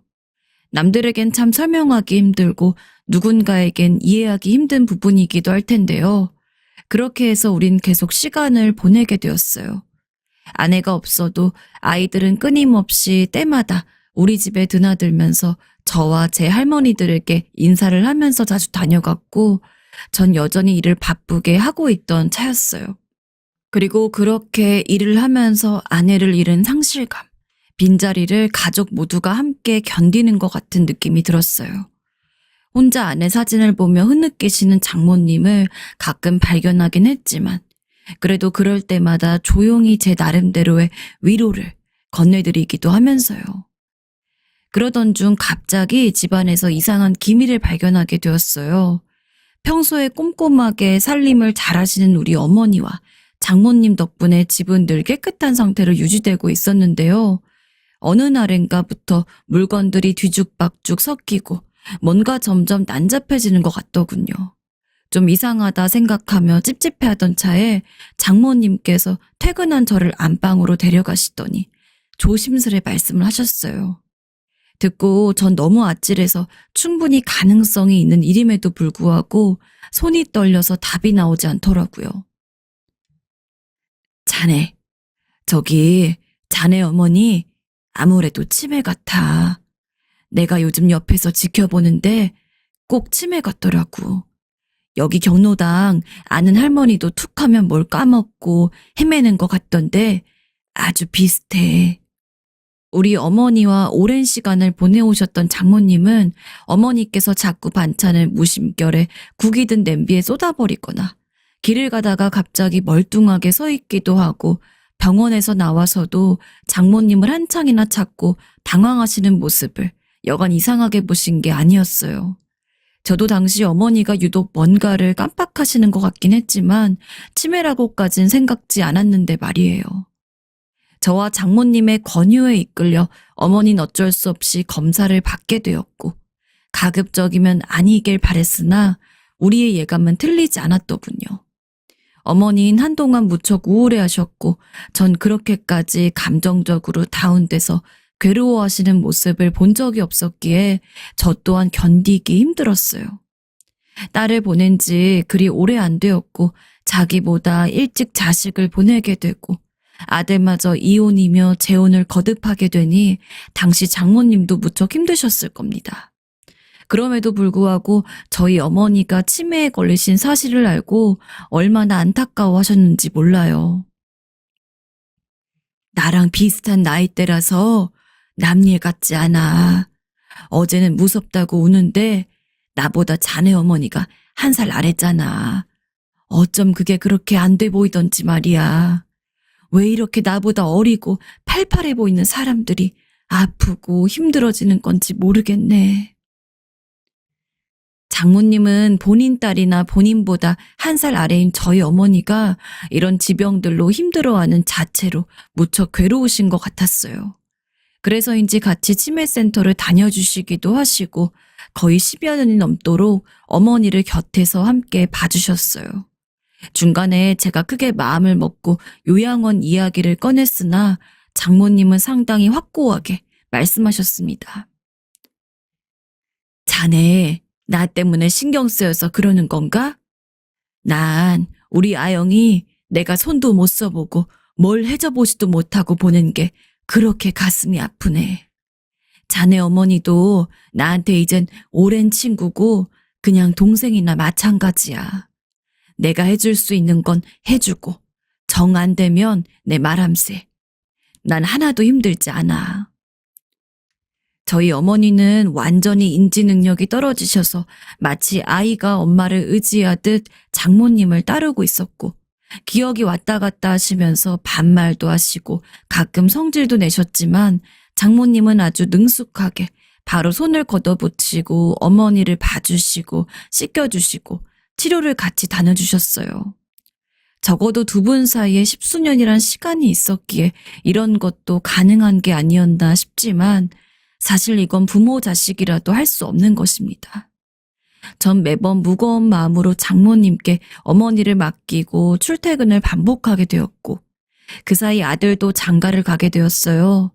자기 누나보다 꽤 늦게 한 결혼이고 집을 마련하는 데에도 무리를 하다 보니 저도 꽤 지쳐 있었고 이상하게 식장을 나오고 이웃 친지들에게 인사를 돌리는데 몸이 보통 피곤한 게 아니더군요. 집안엔 환자가 있어서 분위기가 좋은 것도 아니고 이제 막 결혼을 해서 경사를 치른 아들이나 한창 가정생활을 잘 이루고 있는 딸에게도 걱정을 끼치고 싶지 않아 홀로 병원에 다녀오게 되었는데요. 전 나이가 많이 들게 되면 자기 앞에 진단되는 지병 앞에 어느 정도는 덤덤할 수 있을 줄 알았습니다. 하지만 이 나이가 되어도 언제나 삶은 아쉽더군요. 신부전증이란 병으로 진단을 받고 투석을 받아야 한단 말을 들으니 하늘 앞이 노래지면서 별 크게 재미가 없는 제 인생도 어찌나 안타깝고 욕심이 나던지 더 살고 싶다는 생각이 오갔어요. 한편으론 고연령이 되어서 치매 판정을 받으셨던 어머니 역시 기분이 어떠셨을까 싶어 그제서야 못난 아들은 어머니의 괴로운 마음을 이해하고 펑펑 울게 되었어요. 그 와중에도 그런 어머니를 등에 짊어지신 장모님을 생각하니 이 은혜를 어찌 갚아야 할지 몰라서 가슴이 죄어오는 것 같고, 내 육체는 피곤하고 지쳐서 괴롭기를 반복하다 보니 갈수록 컨디션이 나빠지는 것 같았습니다. 적어도 제가 이 두 분들보단 더 살아서 가시는 것도 봐드리고 이 집을 마무리 져야 마음이 편할 텐데, 점점 몸이 아파올수록 이젠 헛된 부분보다는 아주 본질적이고 현실적인 것에 눈이 가게 되더군요. 의사들의 차갑고도 냉담한 조언이 처음엔 무척 아팠지만 차라리 빠르게 받아들이고 준비를 해주는 것이 좋을 것 같아서 조금씩 이성적으로 납득을 하게 되었어요. 가끔 집에 놀러 오던 아들이나 딸이 아빠의 혈색이 나쁜 것 같다고 건강검진 좀 받아보라고 하는데 그저 쓱 웃어 넘기게 되더라고요. 자기 엄마도 일찍 보냈고 이제 할머니까지 치매에 걸려 집안 분위기가 좋지 않은데 더 이상 아이들에게 짐을 주고 싶지 않았어요. 장모님은 당시 저희 어머니를 돌보시느라 무척 힘드셨을 텐데 말씀도 안 하시고 매번 괜찮다고 하셔서 걱정이 많았는데요. 어느 날 갑자기 말씀을 꺼내시더군요. 저기 자네, 내가 요즘 잘 체하고 몸이 안 좋네. 혹시 한동안 간병인 같은 거라도 쓸 수 없을까? 요양원을 보내드리는 건 아직 안 하고 싶네. 요즘 나라에서 이런 제도도 잘 되어 있다던데 좀 알아봐 주게. 이 말을 듣고 보니 최근에 장모님께서 그냥 소파에 누워 계실 때도 있고 어머니가 주무실 때 낮잠을 같이 주무시기도 하며 기력이 없단 말씀을 하셔서 좀 신경이 쓰였어요. 이상하다 싶어서 낮에는 딸에게 어머니를 봐달라고 하고 장모님을 모시고 병원에 갔습니다. 연세도 있으신 분이니 이럴 때에는 빠르게 모시고 가는 게 답일 것 같아서 여러 가지 검사를 했는데 결과를 듣고 난 뒤 저와 장모님은 서로 간에 할 말이 없어 그냥 멈춰 있게 되었어요. 바로 다름 아닌 췌장암 진단을 받게 되신 것이었어요. 의사는 그 병명 아래 우리가 그 어떤 개인적인 감상이 끼어들 새도 없이 이후로 진행될 상황들을 쭉쭉 말을 하는데 귀가 먹먹해지더군요. 연세가 보통 고령이 아니시다 보니 수술도 어렵고 남은 시기를 기다리는 수밖에 없다는 것이었어요. 장모님이 지금껏 딸을 보내고 버텨오신 날들을 생각하니 뭐가 이렇게 다 가혹한 건지. 그러면서 나중에 그 화살이 저 자신을 스스로 가리키게 되더군요. 어쩌면 멀쩡하게 살 수 있으셨던 장모님을 그때 처남이 모셔가겠다고 할 때 보내드렸다면 이런 일이 있었을까 싶었어요. 치매에 걸린 저희 어머니를 돌보시겠다고 10여 년을 저리 고생하고 돌보시다 보니 알게 모르게 본인도 스트레스가 있으셨을 텐데 그런 게 쌓여서 절이 되신 거라면 그 죄를 어찌 씻어야 하나 눈물이 앞을 가렸어요. 병실 의자에 앉아 고개를 파묻고 울다가 화장실에 다녀오신 장모님을 보니 이루 말할 수 없이 괴로웠습니다. 결국 장모님을 붙들고 엉엉 울게 되었어요. 장모님, 저 때문에 저희 어머니 보시느라. 장모님. 장모님은 말없이 한창을 서 계시더니 같이 쭈그리고 앉으셔서 저를 보시더군요. 자네 잘못이 아니야. 그러지 말게. 그 말에 더 목이 메어 꺽꺽 소리를 내며 울었고 그 와중에도 장모님은 저에게 계속 별일이 아니라고 얘기를 하시는데 왜 그렇게 먹먹했는지 모르겠습니다. 결국 그 길로 장모님은 입원을 하게 되셨고 이후로 집으로 돌아와 어머니만 계신 텅 빈 집을 보고 있자니 아무런 생각도 들지 않고 멍했어요. 여기서 보냈던 시간들이 갑자기 주마등처럼 확확 스쳐가는 것이 장모님이며 어머니며 아내며 아이들이며 모든 게 빠른 잔상들로 지나가더군요. 힘없이 누워서 계속 자네 잘못이 아니다, 별일이 아니다 라는 장모님의 말씀이 아리도록 생각이 났어요. 또한 정신이 돌아올 때마다 본인 옆에 붙어 있으면서 돌봐주시던 장모님을 계속 찾으시는 어머니를 보며 이루 말할 수 없이 속이 갑갑했어요. 저 역시 몸이 성치 않다 보니 어머니를 돌봐드리고 몇 번이나 주저앉아서 다시 누워있게 되고, 장모님께서는 처남이 가서 돌봐드리는 형태로 며칠이 흐르게 되었는데요. 그렇게 장모님이 입원하신 지 며칠 안 되어 어느 날 아침 어머니의 상태가 좀 평소 같지 않다는 것을 느꼈습니다. 침대에 누워 계신 채로 아무리 어머니를 불러도 답을 안 하시고 움직임이 없으셔서 그대로 응급차를 부르게 되었어요. 큰 병원에 모시게 되었는데 급성 폐렴이라고 하시는데 대체 뭐가 이렇게 정신이 없는 건지, 이런 급박한 진행 상황을 따라가는 것만으로도 너무 벅차더군요. 마침 그 병원에 장모님이 계시기도 했던 터라 조금 텀이 나면 장모님께 들릴 생각으로 처남에게 연락을 했어요. 그런데 어머니의 상태가 심상치 않아서 그럴 시간이 나지 않아 초조해하던 중 전혀 생각지도 못한 순간 저는 큰일을 맞게 되어버렸습니다. 아무리 평소와 다른 아침을 맞이하셨고 그 길로 실려오셨다지만 전 그게 마지막일 거라는 생각을 하지 못했어요. 오래도록 치매를 앓으셨던 어머니시지만 그저 급성 폐렴이란 병명에만 더 열중해 있었고 어머니와의 이별 같은 생각은 상상도 해보지 않았어요. 그런데 어머니는 의식 없이 주무시듯 병원에서 숨을 거두시게 되었습니다. 제 안에 있는 큰 생명의 빛이 꺼졌다는 것을 받아들이기가 힘들어 몸의 모든 피가 탁하게 막히는 느낌이 들더군요. 그렇게 멍하니 있는데 진동이 심히 울리면서 처남에게 전화가 왔다는 것을 알게 되었어요. 일단은 장모님도 위독하신 관계로 들려봐야 한다는 것은 알고 있으나 제 상황이 말이 아니었어요. 그래도 뭐든 어떻게든 해야 할 것 같아 겨우 수신 버튼을 눌러 받게 되었습니다. 숨을 내쉬며 무슨 말이라도 하려고 힘겹게 전화를 받았는데 처남이 하는 말에 심장이 뻥 뚫리는 것 같더군요. 저만 이때 몸이 굳는 듯 모든 게 정지되어 버렸던 건지, 다른 분들이라면 이 상황을 대체 어찌 받아들이실 수 있으실지 잘 모르겠습니다. 처남. 매영, 엄마가, 그래, 엄마가 지금 가셨어요.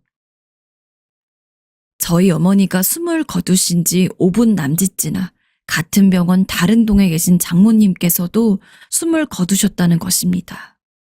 이 상황이 너무나 얼얼하고 믿기지가 않았고 한편으로 눈을 타고 알 수 없는 감정의 눈물이 쉴 새 없이 터져나왔어요. 저와 처남은 정신이 없어 서로의 병동으로 움직이기 힘든 상태였기에 전 겨우겨우 어머니 소식을 전했고 그 말에 처남 역시 숙연해져서 서로 한참이나 말을 잇지 못했어요. 나중에 힘겹게 이 모든 상황들을 정리하고 홀로 남게 되어 집안을 둘러보고 있자니 머릿속이 몽롱하더라고요. 오래도록 살면서 한두 번 이사를 거치긴 했지만 제 밑으로 딸려있는 식구는 늘 아내와 장모님, 어머니, 그리고 딸과 아들이었어요. 남들이 볼 때 참 신기한 조합이라고 했지만 우린 그럭저럭 잘 살아왔고요. 한편으로 저는 아내가 떠났을 때조차 그렇게까지 무거운 마음은 아니었는데 이후 어머니가 치매에 걸리시고 제가 아프다는 것을 알았을 때부터 삶이 버거워지기 시작했어요. 그 사이를 장모님이 채워주셨고 적어도 그 두 분보단 오래 살아서 그분들이 가시는 걸 보고 싶다고 생각했던 소망이 이뤄져서 다행이라 생각되더군요. 저도 몸이 많이 위독한 상태고 병원에서도 할 수 있는 것은 다 했다고 말을 최근에 전해왔으니 시기가 얼마 남지 않은 것 같긴 합니다. 적어도 이 사실을 처남에겐 말을 해야 될 것 같아서 말을 전했는데 처남은 듣고 눈물을 짓더군요. 평소 과묵한 처남이 말을 잇는데 왜 그렇게 눈물이 났는지 모르겠습니다. 그렇게 눈물이 많은 사람이 아닌데 말이에요. 매영, 우리 엄마가 가는 순간까지 매영이랑 사돈어른 걱정했어요. 엄마 안 보여서 사돈어른이 찾을 거라고요. 그걸 보면 우리 엄마는 매형내서 살았던 게 형이 걱정한 것만큼 그렇게 힘들지 않았던 것 같아요. 누나를 보내고 매형이랑 산 세월도 길어서 이제 아들과 다를 게 없다고 하더라고요. 엄마는 매형이 가끔 사돈 어른이랑 어디 드라이브 시켜주면 그렇게 좋았대요. 난 우리 엄마랑 그런 걸 별로 못 해줬는데 말이에요. 매형, 우리 엄마 가는 길은 편해 보였어요. 전 매형한테 너무 고맙게 생각해요. 하나하나 너무나 장모님다운 말씀이셔서 저희 어머니 이상으로 빈자리를 체감하게 되어 통곡하게 되었어요. 이후 걱정을 조금 해본다면 제 아이들은 어엿한 부모들이 되어 가정을 이루고 있기에 그리 큰 근심은 없습니다. 하지만 집안의 어른들이 너무 연달아 떠남으로 인해 마음이 힘들까봐 그런 부분들을 잘 보듬어 달라 처남에게 부탁하게 되더군요. 저희 아이들도 아이들이지만 엄마와 누나, 매형까지 떠나보내고 상실감이 클 처남 역시 마음이 쓰여 서로 잘 의지하는 관계가 되기를 바랍니다. 처남이나 애들이나 막상 제가 가장 힘들 거라며 걱정하고 있지만 전 제가 꼭 마무리하고 싶었던 어머님들의 가시는 길을 정리할 수 있었기에 그렇게 힘들지 않습니다. 그리고 장모님께서 남기신 말씀을 듣고 나니 제 인생이 나름 쓸모있게 쓰였구나 싶어 안도의 한숨을 쉬게 되기도 합니다. 이렇게 여기까지 저희 가족의 이야기를 들어주셔서 감사드립니다. 안녕하세요. 제가 이런 곳에 사연을 보낼 줄은 몰랐습니다. 요즘 고민거리가 생겨 많은 분들의 도움을 받고자 염치불구하고 사연을 보냅니다. 제 집안의 치부일 수도 있으나 익명의 힘을 빌려 사연을 보내니 끝까지 들어주시고 작은 조언이라도 해주시면 귀담아 듣겠습니다. 딸만 3명이 있는 딸 부잣집의 가장으로 살았습니다. 사업을 하는 덕에 일반적인 회사에 다니는 사람들보다는 돈도 꽤 많이 벌었어요. 그런데 사업해보신 분들은 아시겠지만 사실 큰돈이 오가는 만큼 빚도 많고 한번 삐끗하면 재기가 힘들기도 하잖아요. 초반엔 잘 됐던 사업이 애들 키우면서 많이 휘청거리기도 했었습니다. 그래도 어찌저찌 버텨서 3딸이 전부 성인이 되고 대학에 갈 때까지는 키워냈어요. 당연히 쉬웠던 건 아닙니다. 제가 만약 사업에 신경을 씀과 동시에 애들 육아에도 많이 신경을 써야 하는 상황이었다면 이렇게까지 저에게 닥친 위기를 적절하게 해결하진 못했을 거예요. 아내가 제 사업이 커짐과 동시에 다니던 회사도 자진해서 그만두고 오로지 아이들 육아에만 신경 써줘서 저 역시 사업에만 전념할 수 있었습니다. 당신은 아무 걱정도 하지 마. 사실 당신이 버는 돈에 비해서는 내가 버는 돈은 푼돈에 가깝잖아. 당연히 여건이 되는 사람이 돈을 많이 벌고 나머지 사람은 집안일에 전념하는 게 맞아. 당신은 사업 살릴 생각이나 해. 애들은 내가 키울 테니까. 그렇게 아내가 집안일을 도맡아 준 덕분에 전 정말로 사업에만 온전히 신경을 쓸 수 있었습니다. 사실 그렇게 위험한 상황일 때 아내가 아니었다면 저 혼자서는 막막한 순간들을 헤쳐나가기 힘들었을 겁니다. 그나마 불행 중 다행이라면 아이들이 성인이었는 건데 그렇다고 해도 아직 한창 본인의 미래를 위한 준비를 하기 바쁠 시기인데 제 일에 대한 도움을 받을 수도 없고 사실 전 아내를 아주 사랑해서 결혼한 것은 아니었습니다. 하지만 다른 것은 몰라도 아내가 저희 가족을 일구어 나가는 데 있어서 정말 중요한 사람이었어요. 아내가 함께 있어 주었기 때문에 힘든 시기도 잘 이겨나갈 수 있었고 결국 제 첫째 딸은 집안을 크게 신경 쓰지 않고 자기가 사랑하는 사람을 만나서 결혼까지 앞두고 있었으니까요. 첫째가 결혼하고 싶은 사람이 있다면서 사위 손을 잡고는 수줍은 얼굴로 저희 집에 처음으로 소개를 시켰을 때가 여전히 생각납니다. 아버지, 어머니, 나 이 사람이랑 결혼을 하고 싶어요. 허락해 주세요. 제가 아직 어리지만 이 사람이랑 있게 된다면 평생 행복할 수 있을 거라고 생각해요. 나이가 많지는 않지만 좋은 회사에 취직하여 앞날이 창창한 첫째, 그리고 첫째와 비슷한 나이로 잘 나가는 대기업 사원이었던 사위. 첫째 부모로서 둘의 결혼을 말릴 생각은 하나도 없었습니다. 게다가 사위는 실제로 만났을 때 인성이라던가 인품 자체가 참 괜찮은 남자였죠. 집이 잘 살고 사위 자체가 능력이 있는 것도 중요하겠지만 전 무엇보다도 이 남자가 정말로 제 딸을 있는 그대로 사랑해 줄 수 있을지가 제일 중요했습니다. 누구보다 아끼며 키워왔던 딸인 만큼 반드시 행복하게 살았으면 했으니까요. 그렇게 상견례까지 마쳤습니다. 딸아이 시댁될 사람도 괜찮았죠. 결혼 날짜를 잡고 이것저것 준비를 하다 보니 금세 결혼 날짜가 3개월 앞으로 다가왔습니다. 근데 막상 그때가 되니 둘의 행복을 빌면서도 참 섭섭하더군요. 자식 가진 부모들은 다 제 맘 아실 겁니다. 이제 정말 내 품을 떠나는구나 싶어서 조금 허무하기도 하고. 하지만 맹세코 딸이 없어서 허전할 마음이 들 거라곤 생각했지만 애초에 결혼 자체가 물러질 일이 발생하리라곤 상상조차 못했습니다. 아니, 갑자기 무슨 소리세요? 제가 회사를 판 적이 없는데 회사가 팔렸다니. 제가 그동안 벌어놓고 일구어왔던 모든 재산들이 한순간에 물거품이 되었습니다. 저도 모르는 새 제 재산들이 전부 팔려 있었습니다. 도대체 어떻게 된 영문인지 알 수가 없었습니다.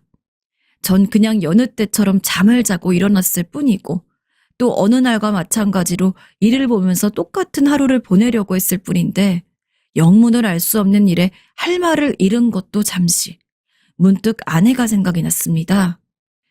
아내는 전날 밤 처가댁에 급한 일이 있어서 며칠만 쉬다 오겠다고 했죠. 장모님이랑 장인어른한테 무슨 일 있어? 내가 안 가봐도 돼? 괜찮아. 당신은 일하는 것도 바쁜데. 그렇게 큰일 아니니까 며칠 뒤면 돌아올 거야. 너무 신경 쓰지 마. 알겠어. 그럼 몸조리 잘하고 잘 해결하고 와. 평소 한 번도 처가댁에 가겠다고 얘기를 한 적이 없는 아내였기에 무슨 일인가 싶어 걱정이 됐지만 아내는 괜찮다고 했습니다. 그리고 전 당연히 그 말을 믿었죠. 그런데 하필 아내가 없는 시기에 제가 알 수 없는 사태들이 일어났다는 게 믿을 수가 없었습니다. 물론 시기가 겹쳤다고 해서 무조건 아내를 의심한 게 아닙니다. 가장 중요한 건 제 회사며 뭐며 모든 것들이 다 아내의 명의로 되어 있었다는 거죠. 원래부터 그랬던 건 아닙니다. 그때는 제 명의로 되어 있었어요. 하지만 사업이 몇 번 휘청이면서 이대로 있다간 재산이 위험할 수도 있을 것 같다는 판단이 들었습니다. 그때만 해도 전 무척이나 아내를 믿고 있었고 그래서 아내에게 제 재산들에 대한 명의를 돌려놨어요. 그게 얼마나 큰 실수가 될지도 모르고 말이죠. 여보, 난 사업을 하면서 빚이 더 생길 수도 있기 때문에 혹시 모르는 사태를 대비해서 당신 명의로 다 돌려놓는 게 나을 것 같아. 당신은 어때? 나야 상관없지. 명의는 바꾸는 건데. 그 뒤론 아무 문제도 없었기에 저조차 잊고 있었습니다. 회사가 안정이 되어도 그걸 굳이 다시 제 명의로 바꿀 생각은 없었어요. 언제 또 위험해질지 모르니까요. 그런데 그게 이렇게 되어버리다니. 지금 이 사태는 아무리 봐도 아내가 아니면 있을 수가 없는 일이었습니다. 전 여기저기 수소문을 하면서 알아봤고 정말로 아내가 제가 가지고 있던 모든 재산을 팔아버리고 잠적했다는 것을 알게 되었습니다. 아마 아내는 처가댁에 다녀오기로 이야기를 하기 전부터 철저하게 준비를 해놨겠죠. 이 사람이 언제부터 이런 무서운 일을 계획하고 있었는지 알 수 없었습니다. 문제는 이미 사건이 벌어지고 말았다는 거였죠. 첫째 딸부터가 문제의 시작이었어요. 아버지, 저 어떡해요? 제 결혼은 시부모님이 파혼하라고 해요, 아버지. 결혼이라도 어떻게든 시키고 싶었지만 소용이 없었습니다. 착한 첫째 딸은 결혼 전에 비밀은 없어야 한다면서 바보같이 예비 사위에게 집안 사정에 대한 모든 걸 털어놓았나 봅니다. 그런데 그걸 들으신 예비 사돈들이 딸은 엄마를 닮기 마련이다. 결혼은 현실이야. 이건 조상님이 살리신 게 분명해. 이 결혼 절대 못 시킨다. 당장 파혼하거라. 라며 갑자기 태도를 바꾼 겁니다. 전 그 소리를 듣고 예비 사돈과 어떻게든 만나 설득해 보려고 많은 노력을 했지만 다 소용이 없더군요.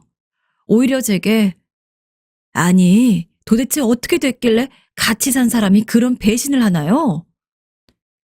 라며 날카로운 말을 하더라고요. 그나마 사위 될 사람이 어떻게든 해보려고 했던 것 같긴 한데 결국 저희 딸은 결혼을 100일도 채 남기지 않은 상황에서 파혼을 당해야만 했습니다. 사랑하는 사람과의 결혼이 코앞인데 그 마음이 식은 것도 아니며 자기의 친엄마 때문에 모두 일그러졌다는 게 딸아이로선 얼마나 슬펐겠습니까? 그 후 첫째는 한동안 미친 듯이 아내를 찾아다녔습니다. 저 또한 그랬지만 전 이미 아내를 찾을 수 없다는 걸 어느 순간부턴 자각하고 포기했지만 첫째는 그러지 않았어요. 걱정되어서 저도 말리고 다른 아이들 역시 첫째를 위로했으나 아무런 소용이 없었습니다. 내가 어떻게든 엄마를 찾아야 돼. 엄마를 찾으면 다시 결혼할 수 있을지도 몰라. 이런 말하기 그렇지만 아버지인 제가 봐도 첫째는 거의 미쳐 있었습니다. 매일같이 밥도 제대로 안 먹고 새벽같이 일어나서는 밖에 나가서 밤 늦게 들어왔어요. 모두 아내를 찾기 위함이었습니다. 하지만 나는 땅으로 꺼졌는지 하늘로 솟았는지 영 소식을 들을 수 없었습니다. 처가댁도 의도적으로 저희 연락을 받지 않는 것 같았죠. 계속되는 실패에 첫째 역시 아내를 찾는 것을 포기할 수밖에 없었습니다. 하지만 그렇다고 해서 마음의 상처가 낫는 것도 아니었죠. 결국 저희 딸은 우울증을 얻었습니다. 28이라는 젊은 나이에 말이에요. 그렇게 웃는 게 예쁘고 언제나 긍정적이었던 딸이 우울증이라니. 전 이 모든 상황들이 너무 원망스럽고 힘들었습니다. 그리고 미안했습니다. 딸에게 말이죠. 아버지가 되어서는 사업에 전념한다는 핑계로 집에 너무 신경을 못 써가지고 이런 일이 일어난 게 아닐까 싶었습니다. 내가 애초부터 아내를 너무 믿지 않았다면 이런 나쁜 일이 발생하지도 않았을 텐데. 게다가 고통스러운 일은 첫째에게만 발생한 것이 아니었습니다. 아직 대학교에 다니고 있던 막내는 중간에 대학교 중퇴를 해야 했고 둘째는 빚을 갚기 위해서 모아두었던 돈을 전부 털어야 했습니다. 정말 아버지로서 면목이 없었습니다. 게다가 가족 수에 비해서 제법 큰 집에 살고 있었던 저흰 집까지 전부 넘어갔기에 급하게 저희 가족이 살 집을 찾아야 했습니다.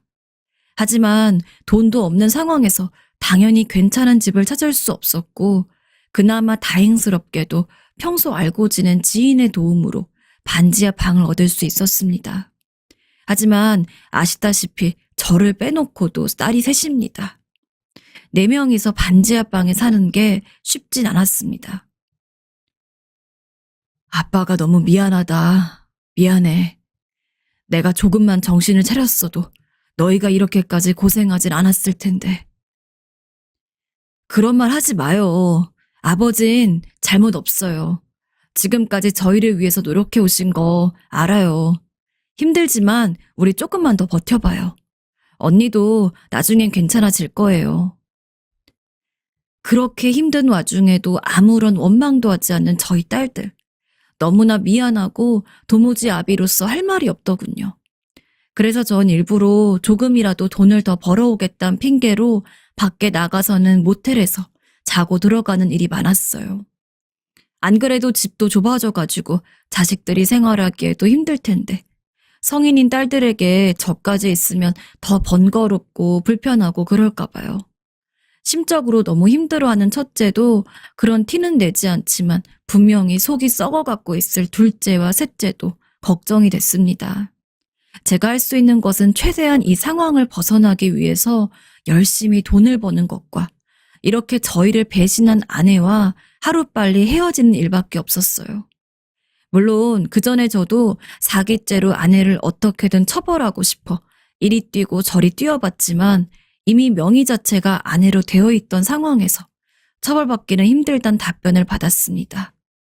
그래서 전 중간에 이혼 소송을 냈습니다.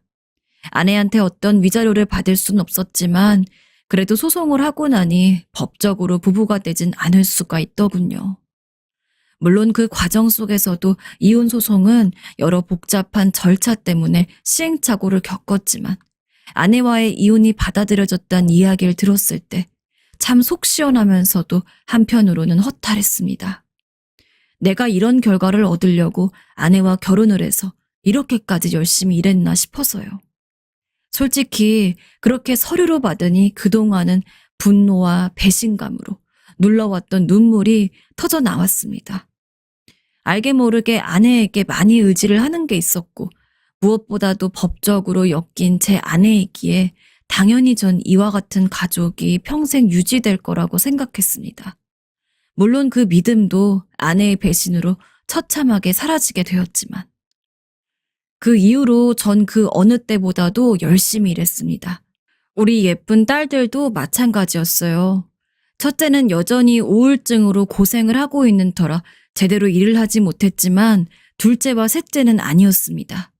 특히 막내는 대학교를 중퇴하게 되고 무언가 깊이 결심을 했는지 어떤 때는 저와 둘째보다도 더 많은 일을 했습니다. 중간에 대학교를 그만두었던 학력 때문인지 한자리에서 길게 일을 하진 못했지만 셋째는 회사를 다니면서도 따로 아르바이트를 하는 등 말 그대로 돈을 벌 수 있는 일이라면 정말 나쁜 일을 빼고는 뭐든지 하는 것만 같았습니다. 아이가 한 번씩 코피를 흘릴 때면 죄책감이 밀려왔어요. 돈을 벌고 싶은 마음은 알겠지만 아빠는 그러다가 네가 건강이라도 해칠까 봐 너무 걱정이 된다. 그냥 이 아빠가 미안하다. 아빠가 죄인이야. 아빠, 왜 그런 말 해? 내가 벌고 싶어 버는 거야. 그리고 이렇게 가족이 힘을 모아야 얼른 일어나지. 아빠도 그러니까 힘내. 알겠지? 그러나 막내는 굳건했습니다. 그렇게 제일 어린 자식까지 아등바등 살기 위해 노력을 하는데 제가 가만히 있을 순 없기에 한 10년간은 빚을 갚고 먹고 살기를 찾는 것만 해도 바빴습니다. 그래도 노력은 배신당하지 않는다고 그렇게 살다 보니까 어느 정도는 전보다 훨씬 상황이 나아지더군요. 빚도 갚고 집도 옮기고 딸들 역시 사는 게 나아졌어요. 그런데 그때 바쁜 삶에 치여 있고 있던 한 사람을 만나게 되었습니다. 바로 오래전 저희를 배신하고 떠난 아내였죠. 정말 기가 막힐 노릇이었어요. 저희가 고생을 한 것도 10년이었고 아내를 만난 것도 딱 10년 말이었습니다. 당연히 저를 찾아올 거라고는 생각 못했어요. 설사 얼굴을 보게 된다고 하더라도 이렇게 아무렇지 않은 얼굴일 거라고는 상상하지 못했습니다. 아내는 마치 원래부터 매일같이 얼굴을 봐왔던 듯 태연하게 제가 일하는 곳으로 찾아왔습니다. 당신이 여기가 어디라고 찾아와? 양심이 있기라도 한 거야? 어디 뻔뻔하게 얼굴을 들이밀어? 내가 좋은 제안을 하나 하려고 왔는데 이렇게 나 대하면 후회할걸? 일단 얘기나 들어봐. 집을 떠나고 내가 20억을 벌어왔어. 이거 줄 테니까 다시 나랑 새롭게 시작하자. 솔직히 내가 잘못한 건 알아. 그래도 세월도 많이 지났고 하니 나도 많이 반성했어. 나 다시 받아줘, 여보. 여보? 지금 여보라 했어? 당신 미쳤어? 말 같지도 않은 소리였습니다. 20억을 줄 테니 다시 합치자니. 어디서 그런 큰 돈이 났는지 알 수 없었고 돈의 출처를 안 들 아내와 합치고 싶은 생각도 하나도 없었습니다. 됐으니 얼른 꺼지라고 소리를 지르는 제 앞에서 아내는 그 20억이 재혼한 남편의 유산이라고 이야기를 하더군요. 그렇게 저희를 떠난 뒤 아내는 팔자 좋게 재혼까지 한 모양이었습니다. 그리고 그 남자가 죽자마자 저희에게 온 것 같았죠. 그렇게 믿고 있던 아내가 설마 이렇게까지 바닥인 여자일 줄은. 화가 나서 말도 제대로 나오지 않았습니다. 손이 부들부들 떨렸습니다. 그러나 아내는 끝까지 뻔뻔했습니다. 내가 바람을 피우던 게 아니야. 당신도 알지만 당신 사업이 뭐 순탄했어? 매일같이 위험했으니까 당신이 가지고 있던 것도 다 내 명의로 돌려놓을 정도였잖아. 당신 말 없이 그렇게 한 건 미안한데 나도 사정이 있었어. 나도 얼마나 마음이 불편했다고. 많이 후회도 됐고 자식들 걱정에 제대로 잠 한 번 자본 적도 없어. 나 그래도 엄마잖아. 엄마? 네가 엄마야? 엄마가 어떻게 그런 짓을 할 생각을 해? 잘 생각해봐. 이 돈도 나 혼자 쓰려면 충분히 호의호식하면서 쓸 수 있어. 그런데 이렇게 큰 돈을 가지고 왔잖아. 그게 뭐겠어? 당신이랑 우리 자식들 행복하게 해주려고 내 인생 버리고 다시 찾아온 거라고. 당신은 지금 돈이 문제야? 우리 신뢰를 다 저버리고 배신해놓고 그게 말이 된다고 생각해? 당신 냉정하게 생각해. 내가 만약 그대로 있었으면 이 정도 20억은커녕 당신 사업 금방 망했어. 그나마 내가 빠릿빠릿하게 행동했기 때문에 시간이 좀 지나서라도 이렇게 큰 돈을 얻을 수 있었던 거야. 정말 얼굴을 한 대 치고 싶었습니다. 어찌나 저렇게 뻔뻔한지. 하지만 동시에 큰 돈 앞에 흔들린 것도 맞습니다. 저 때문은 아닙니다. 제 애들 때문이었죠.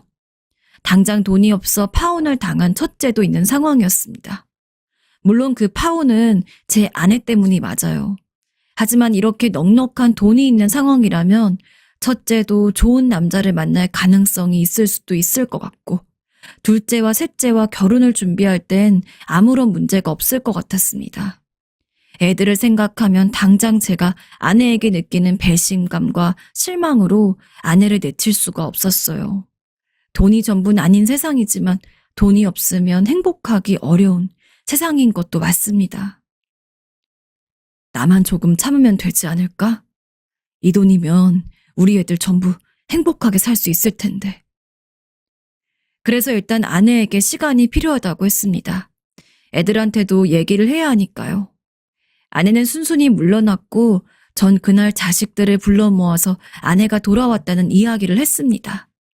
아마 아이들도 애초에 엄마란 존재를 잊고 있었는지 혹은 잊고 싶어서 아예 생각을 하지 않으려고 노력했는진 몰라도 긴 시간 동안 한 번 언급조차 없던 사람이 갑자기 나타난 것을 얼떨떨했습니다. 그해 전 아내가 저에게 이야기한 것을 토시 하나 안 틀리고 그대로 이야기했어요. 20억이란 액수를 구체적으로 이야기하면서 자식들이 어떤 마음일까 궁금했습니다. 하지만 아이들은 결사 반대했어요. 미친 거 아니야? 난 이미 10년 전부터 나한텐 엄마 같은 거 없다고 생각했어. 20억이든 200억이든 난 절대로 아빠가 그 여자랑 다시 합치는 거 이해 못해. 돈이 전부가 아니야. 그깟 돈 없어도 우리 네 식구 충분히 행복할 수 있어, 아빠. 절대 그 여자 말 듣지 마. 저도 그렇게 생각해요, 아버지. 혹시 저희 때문이라면 신경 쓰지 않았으면 좋겠어요. 저희는 아빠가 혼자 키워주신 거고 엄마 같은 거 없어도 잘 살아왔어요. 우리 그렇게 힘든 10년을 버텼는데 이제 다시 행복해지려고 하는데 그 사람이 미꾸라지처럼 들어와서 물 흐리는 거 보고 싶지 않아요. 자식들 말을 들으니 왜 그리 눈물이 나던지. 다행히 자식들이 그렇게 강경하게 나오니 저라고 해서 아내를 용서할 필요도 없었습니다. 그래서 아내에게 가서 그대로 전했죠. 그러나 아내는 한 번만 만나게 달라고, 얼굴을 보면 달라질 수도 있다면서 저를 설득했습니다. 여보, 한 번만 제발 이렇게 부탁할게. 제발 얼굴만 보게 해줘. 응? 그래서 딱 한 번이면 괜찮을 거라고 생각했어요. 부끄러운 이야기지만 돈이 참 컸습니다. 자식들의 마음은 이해하지만 전 여전히 그 돈이 있으면 제 자식들을 그 누구보다 행복하게 살게 해줄 수 있을 거라고 장담했거든요. 그래서 아이들에게 다시 한번 이야기를 했습니다. 아쉬운 것도 있고 확실히 해두고 싶었던 것도 있었죠. 그래서 아내를 집으로 불렀습니다.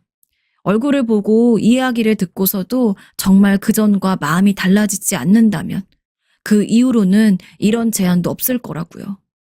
덕분에 아내가 오는 날 거의 매일같이 방에만 있던 첫째도 정말 오랜만에 거실에 나와 있었습니다. 아내는 집에 들어오자마자 너무도 살가운 목소리로 우리 딸들 잘 있었어? 하며 인사를 했습니다. 그 태연스러움에 기가 찰 정도로요. 아이들도 아마 느꼈을 겁니다. 특히 아내로 인해서 가장 많은 피해를 봤던 첫째는 참을 수가 없었는지 그 자리에서 벌떡 일어났어요. 누가 말릴 새도 없었습니다. 나는 당신 같은 엄마 둔 적 없어. 이 집에서 나가. 아빠 버리고 우리 버린 사람이 어떻게 엄마야?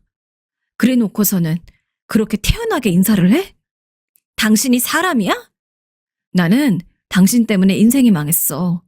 사랑하는 사람과 헤어졌고 그 이후로도 새로운 사람은 못 만나. 당신이 얼마를 가져와도 당신 도움은 내겐 쓸모없어.